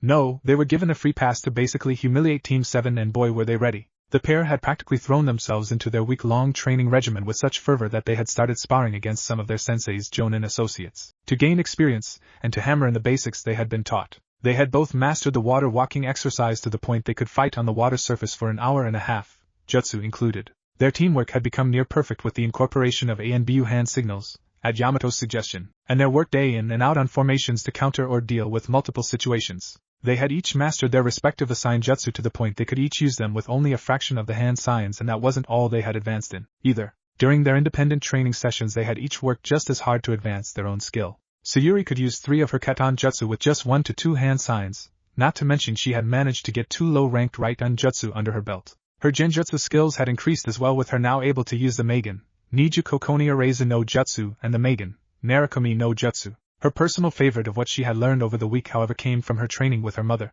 Her mother had approached both her and Sasuke, offering to teach both of them a new taijutsu style. While her brother scoffed at the idea and walked away, she took the opportunity and was much better for it. Naruto was not one to fall behind either, thanks in no small part to Yamato, and Anko his taijutsu had soared from low genin to high chunin. He had not slacked in his independent training either. Whatever time that wasn't spent training with his team was spent training with his clan. Between Hakuru and Fumiko his skill in the basic Uzumaki Kenjutsu style was at the intermediate level, meaning he was capable enough to use a sword in combat. Of course the others weren't left out of his training, especially after a tantrum thrown by Cheyenne. Shuna, having a wind affinity herself, took it upon herself to teach Naruto a defensive futon jutsu to complement his already offensive style. The same could be said for Cheyenne, as she taught Naruto a single supplementary doton jutsu. Finally, with an extremely liberal use of Kage Bunshin, Naruto had blown through the advanced material of the level 3 of Fuinjutsu in no time flat. As of now he was at a solid level 5 intermediate series and was taking the time to develop some of his own seals before advancing further. He had also taken the rise in practical sealing knowledge as an opportunity to apply gravity and resistance seals to both he and Sayuri. Knowing how far they had come in a week had made the two excited to begin missions tomorrow, or that was what they thought. Now that they knew of this spar between teams, they were ready to see just where they were compared to the respective teams. Though Anko assured them they were far ahead of the others, Yamato shook his head. Maybe Anko was rubbing off on the two a little too much. Alright, so tomorrow at 9 o'clock sharp you are to report to the stadium used for the Chunin exams, he stated. So do we know who we face first? Naruto asked, plans already beginning to form in his head. Anko shook her head negatively. Nope, all that we were told was that the match order had been decided already, that it was being held in the Chunin exam stadium, and that it is to be conducted as a match between shinobi, she stated seriously. Sayuri nodded as she spoke. Then we should be prepared for anything, so let's not underestimate anyone. Naruto nodded in understanding. It wouldn't do well for them to get cocky after only a week of training regardless of how much they had improved. Right, Naruto added, though he was deep in thought. Something about the way Anko had phrased what they knew was bugging him. Good, I'm glad you two are taking this seriously even if it is only a spar, Yamato stated. We'll leave you two to talk strategy, see you tomorrow, he stated before he shined out of the training ground. Good luck you two, and just remember, she started seriously before smirking evilly, you better wipe the floor with those gakis, she stated before disappearing the same way Yamato had. Seeing they were alone now, Sayuri turned to Naruto with a raised eyebrow. So what's on your mind? You were pretty quiet during that, she asked with some concern. Naruto was rubbing his chin in thought. The way Anko-sensei worded what they knew. The part where the match is to be treated as one between shinobi. Sayuri raised a delicate eyebrow at that. Now that she was thinking it over, it definitely sounded weird to say it that way. What do you think? Naruto closed his eyes before realization dawned on him. Soon he was smiling widely. Oh, Aji-san is definitely a tricky one, he stated with a laugh. Sayuri pouted slightly at being left out, and she made it known by lightly punching Naruto in the shoulder. Well, feel free to share. Naruto just grinned in response. Oh, I will, follow me, he stated as he walked away with Sayuri right beside him. Asuma sat in a booth at what had become his team's usual hangout, an Akimichi barbecue restaurant known as Yahikyu. Across from him sat Choji and Ino, while Shikamaru sat to his left. He had just finished explaining the competition they would be undergoing tomorrow. To say they were excited would be a complete lie. Choji, while having gained much more confidence in himself, was still unsure of actually fighting. Shikamaru was still as unmotivated as ever, though he has managed to improve in his clan's jutsu and his taijutsu. Ino was the one that concerned him the most. Choji, while hesitant, had become much more competent in his training, and just needed the right push to get him going. Shikamaru needed a reason to actually step up his game so that his physical skills could catch up to his mental ones. Ino over the week had hardly done anything physical without a lot of complaints. Even with her doing some of his training, it had become painfully obvious she was going to be the weak link in the team tomorrow. He could only hope that tomorrow would be an eye-opener, that she either needed to shape up or she would end up dead. That was something he would not allow to happen. Asuma would drop her from the ninja program altogether before he allowed her to get herself killed. Ironically, she was the only one that was actually excited for tomorrow. He knew that it would take a good amount of time to work the kinks out, but he had hoped to make more progress than he had. Asuma could only hope they pulled it together tomorrow. Kurenai stood in training ground 8 with her genin. She had just finished informing the three of the debate that was to take place tomorrow. The three had varying reactions, though each were ready in her eyes. Hinata had probably improved the most over the week with both her confidence and skill in her new taijutsu style. From what Kurenai understood, the boost in confidence had taken a huge leap thanks to her father actually praising her when she did things right now. Kiba had become slightly less brash, if even by a slight margin. It was a feat that had taken no small amount of effort on her part, or patience. Shino was the least accomplished in the week, with his taijutsu being worked on continuously to make up for his weakness in close-range combat. Though, his lack of overall progress was more or less because he was already considerably well-rounded and had the least flaws out of her team. She mused on the week of training as she watched Kiba bounce around in excitement. All in all, she was ready to watch Anko crack as she went a month without her precious dango. Kakashi sat in his favorite bar as he nursed a drink. He had left his team after explaining what was to happen tomorrow and headed straight there. His reasoning was quite simple: they were terribly unprepared. Sakura was still a fangirl for Sasuke, and it seems it has worsened with actually being on his team. He was a hair's width away from placing her in a genjutsu to try and knock her out of it. She had barely done any work whatsoever over the course of the week, choosing instead to dawn over dramatically at everything Sasuke did. That had itself seemed to add to the Uchiha's rather large ego. While Sasuke actually trained, he performed their teamwork exercises with absolute contempt, believing them a waste of time. It had gotten to a point Kakashi was reluctant to even think of teaching the boy any actual jutsu until he had gotten his act together. Sai, on the other hand, was a model student, even if Kakashi knew he was a root agent. That was probably something Kakashi should be grateful for if he was being honest. Had Sai been a regular boy, Kakashi was positive he would have slit his teammates' throats by now. He knew immediately as he informed them of tomorrow's events that they would get humiliated. The other teams by now most likely had at the bare minimum good teamwork and were nothing to shake off individually. His team, on the other hand, were only skilled individually. Well, 2 of them were, and would be sitting ducks if they were separated from each other. Unfortunately, that was the most likely scenario. Sasuke had acted as if he was already guaranteed to win tomorrow. Sakura had actually looked hesitant but immediately spouted how Sasuke could beat them all, and finally Sai was impossible to read. The only scenarios he could think that would play out tomorrow would be that they come together as a team when they see how outmatched they are. An unlikely scenario, but he was an optimist. Or they would be beaten and he could use that to try and motivate them. Either way, tomorrow would not be a great day in the life of Kakashi Hatake. Next day, Chunin Exam Stadium. The stadium usually set aside for the Chunin exams was abuzz with activity. Down in the center the 4 teams of Genin stood, each in line with their respective teams. Genma stood in front of the assembled teams, while absent-mindedly chewing a saban. He looked around at the turnout the little bet had produced. It seemed that every shinobi in the village that didn't have essential duties had showed up to watch the rookies. Speaking of, he turned his attention to the assembled genin as he spoke. "Stand up straight, you're the center of attention today," he stated before checking his watch. "We start in 5 minutes."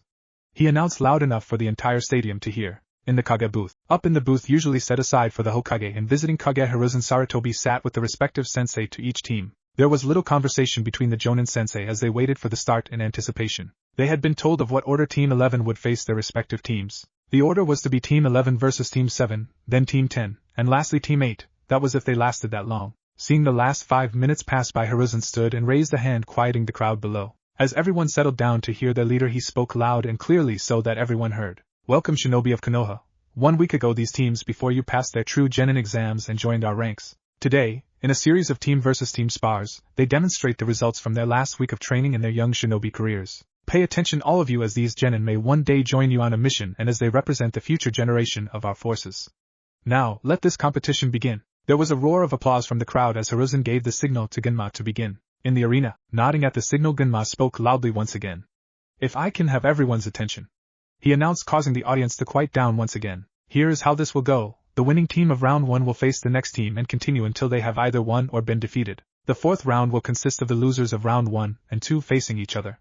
Finally, the winners of rounds 3 and 4 will face each other," he announced. Genma then took out a piece of paper that had the match order listed on it. "The first match will be Team 11 versus Team 8. All but these genin make your way to the contestants' booth," he announced, causing the genin of Team 7 and 10 to leave. Kage booth. Kurenai looked surprised that her team was facing Team 11 first. She turned to the Sandame as she spoke. "Hokage-sama, is it possible?" Genma read the list backwards. The aged Kage shook his head as a smirk played at his lips. "No, the matches were clearly labeled last night when it was written. It appears someone swapped the list," he stated. Kurenai frowned as she saw Anko smirking. "Anko, did you do this?" she asked accusingly. She was used to her friend pulling a joke or two, but this was supposed to be a competition. Anko laughed as she shook her head. "Nope, not me, Nai-chan, but I bet it was our team," she replied in a sing-song voice. "Then shouldn't they be disqualified?" Kurenai asked, looking to the Sandame. Hiruzen shook his head. "No, since when do shinobi play fair, Kurenai-san?" he asked with a raised eyebrow. Kakashi's eyes widened slightly as he realized what he meant. They had each been so busy with their teams they failed to realize the hidden meaning. They were looking underneath the underneath. He stated out loud, causing the Hokage to smirk and the other Jonin to widen their eyes in realization. Arena. Teams 8 and 11 stood across from each other several feet away as they each took stances to ready themselves. Naruto and Sayuri were smirking slightly, which was returned by Kiba. Shino was impassive as usual, while Hinata was slightly nervous at the fact she was about to fight her best friend and her crush. Genma announced the start, causing Sayuri to form the tiger hand sign and take a deep breath. "Katan, Hozenka no Jutsu, Fire Style, Phoenix Flower Jutsu," she shouted as she blew out a large fireball. Once in the air, it split into multiple smaller fireballs, causing Team 8 to scatter. Kiba jumped to the left, landing several feet away from the others. He was about to attack when he saw the dirt underneath him had been blown away, revealing a dark blue seal tag. His senses screamed for him to move, but he didn't get the chance as Naruto's voice cut through the air. Kai. Kiba couldn't move as a large volt of electricity was sent through his body, rendering him and Akamaru unconscious. Naruto didn't get the chance to admire his work as a large swarm of bugs quickly descended upon him. Soon they had swarmed him and began draining his chakra, causing Shino to approach. Just as Shino stood over Naruto, his Kikaichu dispersed, revealing Naruto. Shino was about to go and help his teammates when the Naruto on the ground suddenly burst into smoke, revealing it had been a Kage Bunshin. Shino didn't have time to react as the real Naruto burst from the ground and delivered a swift punch to his gut, knocking the wind out of him. As he doubled over, his body suddenly went stiff. He was about to try and call his beetles to him when Naruto spoke. I wouldn't call your Kikaichu if I were you. That paralysis tag is my special design. If it's removed without the right process, a shock seal array goes off as a fail-safe, he warned, causing Shino to sigh. You were waiting underground this entire time. The Aburame spoke. It wasn't a question. He had planted a beetle on each of the genin to locate them, and the one on Naruto had clearly been on his clone. Naruto smirked slightly. Yep, Sayuri and I swapped the list of teams last night. We knew that by the time we got to you guys there was a possibility we would have been too tired to take you on, so we placed you against us first and snuck into the arena to set up several traps. He stated before he added something as an afterthought. Don't feel bad about losing. We had planned on you guys being the biggest threats and didn't want to take any chances, though we didn't know about the possibility of a rematch. Speaking of the Uchiha, she was currently in an intense taijutsu battle with Hinata. She was currently very grateful her sensei used a style that relied so heavily on flexibility, otherwise Hinata would have been the victor. Feeling as if the battle was going nowhere fast, Sayuri deactivated the seals Naruto had placed on her for training and took the offensive. It was obvious Hinata hadn't mastered her new style yet, as she had overreached more than once as she tried to hit her. Now Sayuri just needed to happen once more so that she could counter-attack properly. She was given her opportunity as Hinata overextended a palm strike to her chest. With a new speed that threw Hinata off, Sayuri used her left hand to guide the offending limb away and pull Hinata in. She then proceeded to twist her body as she grabbed her opponent by the coat and delivered a strong kick to Hinata's left leg. Finally, in the span of only a few seconds, Sayuri had thrown the Hyuga Eris over her shoulder and planted one of Naruto's paralysis seal tags on her forehead. Sayuri stepped back just in case the tag had failed. After a few moments, she determined it was holding. She let out a breath of relief as she looked around to see Naruto had taken down Shino and Kiba. She was glad everything managed to go according to plan. She was amazed by Hinata's new style. Had it not been for her taijutsu and endurance training, she was sure she would have been beaten by the onslaught of fluid strikes and evasive maneuvers of her friend's new style. That new style of yours is something else, Hinata-chan, she stated, a small smile at her lips. Despite her current situation, Hinata couldn't help but smile. I could say the same to you as well, Sayuri-san. You've gotten much faster as well, she replied. Ginma, seeing that all three members of Team 8 were down for the count, called the match as Team 11's victory. Hearing this, Naruto deactivated his paralysis seals so he and Sayuri could help Team 8 collect themselves. Meanwhile, the audience above was stunned. In less than 5 minutes, Team 11 had taken down Team 8. The silence that had met the announcement of victory was soon overshadowed by the deafening roar of cheers that came from the crowd. With the audience, Hana Inuzuka, daughter of Tsum Inuzuka and older sister to Kiba Inuzuka, was currently jumping for joy as she cheered with the crowd. One might ask the reason for her cheery demeanor, and one did in the form Wasabi Izuno, who was currently sitting with her sensei and teammate to her right and the young Inuzuka woman sitting one row down and one seat to her left. Didn't her brother get taken down in the first 30 seconds? Why is she so excited? She asked aloud. She was met with a rather loud chuckle from her immediate right as someone took the previously empty seat. Looking to see who it was, she was rather surprised to see the Inuzuka clan head herself. Well, that's pretty easy to answer, pup. She put a lot of money on Team 11 winning the whole thing. Tsum answered as she got a better look at the genin. Ah, my bad, I should have said kitten, she stated with a feral smile. Wasabi didn't mind the nickname as her mother was friends with Tsum to a certain degree. She bet against her own brother? She asked in confusion. Tsum snorted. Not really, she had to choose who to bet on. She could choose to bet on her brother with some okay odds, or she could bet on Naruto, her other brother in all but blood, and come out with a guaranteed win and a lot of Rio. Hikari raised an eyebrow at that. Uzumaki-sama wasn't raised by the Inuzuka though, Tsum-sama, she stated with some confusion evident in her tone. Tsum nodded slightly. He didn't have to be. He's been around my family enough. I consider him one of my litter. Not to mention he's been friends with the two of them for years and I've tried adopting him officially. Hinoko and Hikari nodded in understanding while Wasabi decided to file those little bits of information away for later. Elsewhere in the audience, Irika was staring down at his former students in both pride and disbelief at how skilled they had gotten in such a short amount of time. He silently mused that he would need to start training again, otherwise they would pass him in no time. Hisashi Hyuga was elsewhere in the stands with some of the Hyuga elders seated near him. They were displeased that their heiress had been defeated in their area of expertise, while he on the other hand was quite pleased with her progress. When he had searched the archives, it had been a painstaking process that had required more than a little help to undertake. His efforts were rewarded, however, when a branch member named Natsu had managed to find a scroll that had been written by his wife. Amazingly, she had hidden the scroll away where even with the Byakugan it was difficult to locate unless one was actively searching for it. Within the scroll was a note that she had begun developing the style she named the flowing gentle fist before she became pregnant, and had hidden it away believing the Hyuga elders would have destroyed it. That had only been a few days ago, and to say Hinata took to her mother's style was an understatement. To see that she was using it in battle after only a few short days was nothing short of amazing. He was silently thanking Naruto for that small note 1 week ago. Mikoto sat with the 4 members of Naruto's clan who were cheering for Team 11. She, Sayuri, and the 2 sensei for Team 11 had gotten to know the 4 over the week as they would sometimes be invited over for dinner or to train. She was currently smiling happily down as she watched her daughter and Naruto return to the arena after helping carry Kiba to the contestants' booth. Those 2 are quite something, and Mikoto-sama? Shuna asked, having noticed the woman smiling. Mikoto gave a small laugh as she nodded, agreeing with the young woman. That they are, Shuna-san, I'm quite happy. I can rest easy knowing they can take care of each other on missions, she stated, smiling. Hakuru spoke with a small smile. Yes, they do seem to care quite a bit for each other, he stated with a small smile. It had been obvious over the course of the week the 2 genin in question had been getting closer and closer with each other. He idly wondered who would end up confessing first. It wasn't a well-known subject, but he was a hopeless romantic when it came to young love. Mikoto nodded with a smile, having watched the 2 bond through the years. I haven't had the chance to say it yet, but thank you for being there for Naruto. I've watched him for years, and to see him around people that genuinely care means more than you all know, she stated with a sad smile. Fumiko, noticing the smile, had one of her own. Naruto had become someone that each of the 4 came to care for deeply. She could see how he had become not only a student, but also a grandson figure for Hakuru. She could see the blossoming feelings of Shuna and Cheyenne that each held for him. To herself, to her, he had become that warm presence that she never wanted to leave.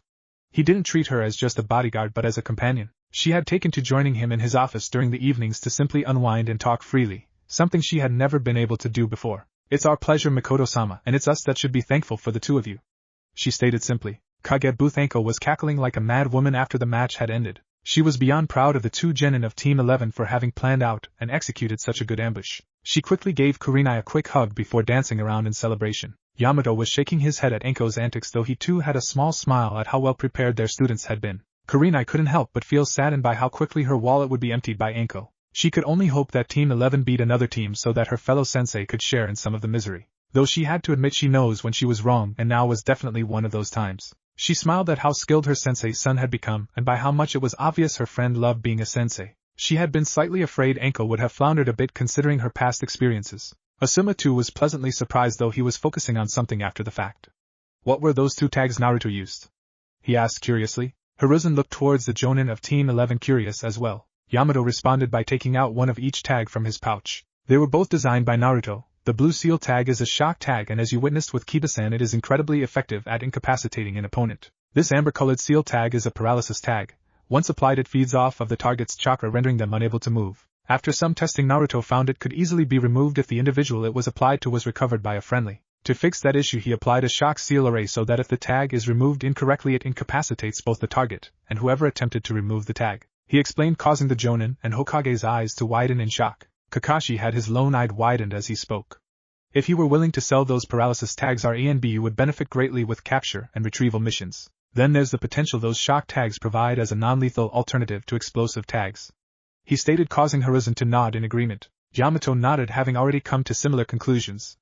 That's what I thought as well. I'm sure you'll be happy to know, Hokage-sama, that Naruto has agreed to sell those tags as well as some other seals he is developing when he finishes working on them. He had even stated that he is willing to provide a 25% discount to our ANBU and Hunter Nin divisions, he stated, causing Hiruzen to form a proud grandfatherly smile as he looked at Naruto. I'm sure that will be most agreeable. I will have a meeting with Naruto at a later date in order to work out the details, he stated. Contestant booth. In the contestant booth there were varying reactions from the 6 remaining genin. Shikamaru was not too surprised, as he had known for a while now Naruto was better than he let on in the academy. Though now that he could actually see how much of a difference there was between them, he had to wonder if he needed to start doing more in training. Choji's thoughts ran along the same line as Shikamaru's. With watching how easily Team 11 had beaten Team 8, it really raised some questions about his own skill set. All he had to work with at the moment was 2 of his clan's jutsu, and that was when he pushed himself just a little harder. Maybe it was time to start branching off into expanding his ninjutsu a little. Ino was the most affected out of her team by the performance. She had just watched the boy she had considered the dead last trick, disable, and essentially capture 2 of the class's better genin. Not to mention watching Sayuri and Hinata go at it in taijutsu showed how terrible she was in comparison. For crying out loud, she would have been beaten in moments. The thing that really bothered her, however, was their teamwork. They didn't need to talk to each other to carry out their plan. They had said it and carried it out because from what she could see they trusted each other. Could she really be that good? Hey Shikamaru, Choji, can I talk to you two a sec? She asked rather meekly. The two looked a little unsettled that their normally loud and bossy teammate was suddenly so soft-spoken. They shared a glance before they shrugged and walked to a corner of the booth to speak. Ino took a minute to think back on the week they had spent training, and even back to the academy. Soon she began to realize just how terrible she had been to her teammates, and to her friends. She sighed as she turned around to face her team. Shikamaru looked confused as he spoke. So what's up, Ino? Ino took a breath as she spoke. Watching that made me think about a few things. I've not been the best teammate, and definitely haven't been the best friend. I've been lazy and haven't been pulling my weight as a member of this team. I guess what I'm trying to say is I'm sorry, and from now on I'll do better, she stated, causing her teammates' eyes to widen. Shikamaru muttered a troublesome as he spoke. I've not been perfect either, I suppose I could put in a little more effort, he stated though lazily. Choji nodded. Same here, watching that match I think I need to train a lot harder if I'm ever going to catch up, he stated. Ino smiled at her teammates. So let's do this together, because I'm not going to be left in the dust by Sayuri and Naruto, she stated with a smile that was soon returned by her teammates. Unfortunately, not everyone was in such good spirits as Team 10. Sakura was adamantly denying that Team 11 had won their match fair and square, as she phrased it. She didn't think for a moment that the genin of Team 11 were good, only that they had cheated somehow. Sasuke had his teeth clenched in anger. How dare his sister bastardize the interceptor fist style? Not to mention he had seen how well she had used that Katan Jutsu. That power belonged to him. Sai was the only member of Team 7 that remotely acknowledged the skill of his fellow genin. Arena. Seeing that Team 11 had returned to the arena, Genma decided to end the short intermission he had allowed to move Team 8. Alright, the next match is Team 11 versus Team 10, he announced. Soon the three members of Team 10 arrived and stood across from Sayuri and Naruto. Team 10 held no delusions as to how good their opponents were and had spent the last few minutes of the intermission devising a plan. As soon as Genma gave the command to begin, Shikamaru and Ino launched kunai and shuriken towards Sayuri, while Choji used his Nikuden Sensha, human boulder, technique to launch himself directly at Naruto. Seeing the incoming hail of ninja tools, Sayuri quickly used a kawarimi to switch places with a log. As she landed, she soon found a kunai with a deep forest green seal tag was thrown right into her shadow. She cursed as she suddenly found that she couldn't move. You're not going anywhere. That tag is an Uzumaki design that Naruto gave to my dad, Shikamaru explained as Ino readied her clan's Shintenshin no Jutsu, mind transfer jutsu, to take control of Sayuri. Suddenly they heard a cry of Futon, Fujin Hiki, wind style, hurricane wall, and found Choji had been sent barreling into the two. Sayuri looked over to see Naruto had a large swirling shield of wind around him. As it died down, she suddenly found herself standing next to Naruto, and a clone was where she had been trapped. The three members of Team 10 weren't quick enough to recover themselves as they all suddenly had kunai pressed to their throats courtesy of Naruto, a Naruto clone, and Sayuri. Shikamaru breathed a sigh and muttered troublesome. Alright, we give up, he announced, causing Genma to call the match. It wasn't like they had much choice, to be honest. The Naruto clone disappeared as Sayuri and Naruto put their kunai away and helped Team 10 to get up. Damn it, you two really are troublesome, Shikamaru stated with a yawn. Naruto chuckled at his friend's laziness. Well, you could have come up with any number of strategies, so we had to make it quick, he stated with a smile. Still, that was a pretty good move trapping me with that tag, Sayuri stated with a small smile. Team 10 gave their congratulations and were about to walk off when Genma informed them they were about to face Team 8. He then looked to Naruto and Sayuri and told them they could go to the contestant booth to wait for their next match. The two nodded and were about to leave when Ino stopped them, fidgeting slightly. Hey, you two, I just wanted to say sorry for, well, you know, she trailed off. Almost instantly Sayuri and Naruto stated at the exact same time, being a bitch. Ino flinched a little and nodded. Yeah, I'm really sorry for the way I've treated both of you. Can you give me another chance? She asked a little hopefully. The two genin shared a look and nodded to each other. Sayuri was the one to speak. Alright, we can give you another chance on one condition, she stated with a devilish smirk, causing Ino to look worried. And that is? She asked, hoping it wasn't anything too terrible. You're going to be doing extra training with me and Hinata to get your ass in shape. You're way behind what any academy graduate should be, Sayuri stated. Ino looked relieved at hearing that. After all, how bad could training with those two be? Oh, if only the poor girl knew. She soon agreed, and the two members of Team 11 made their way into the contestant booth, passing Team 8 as they made their way back to the arena.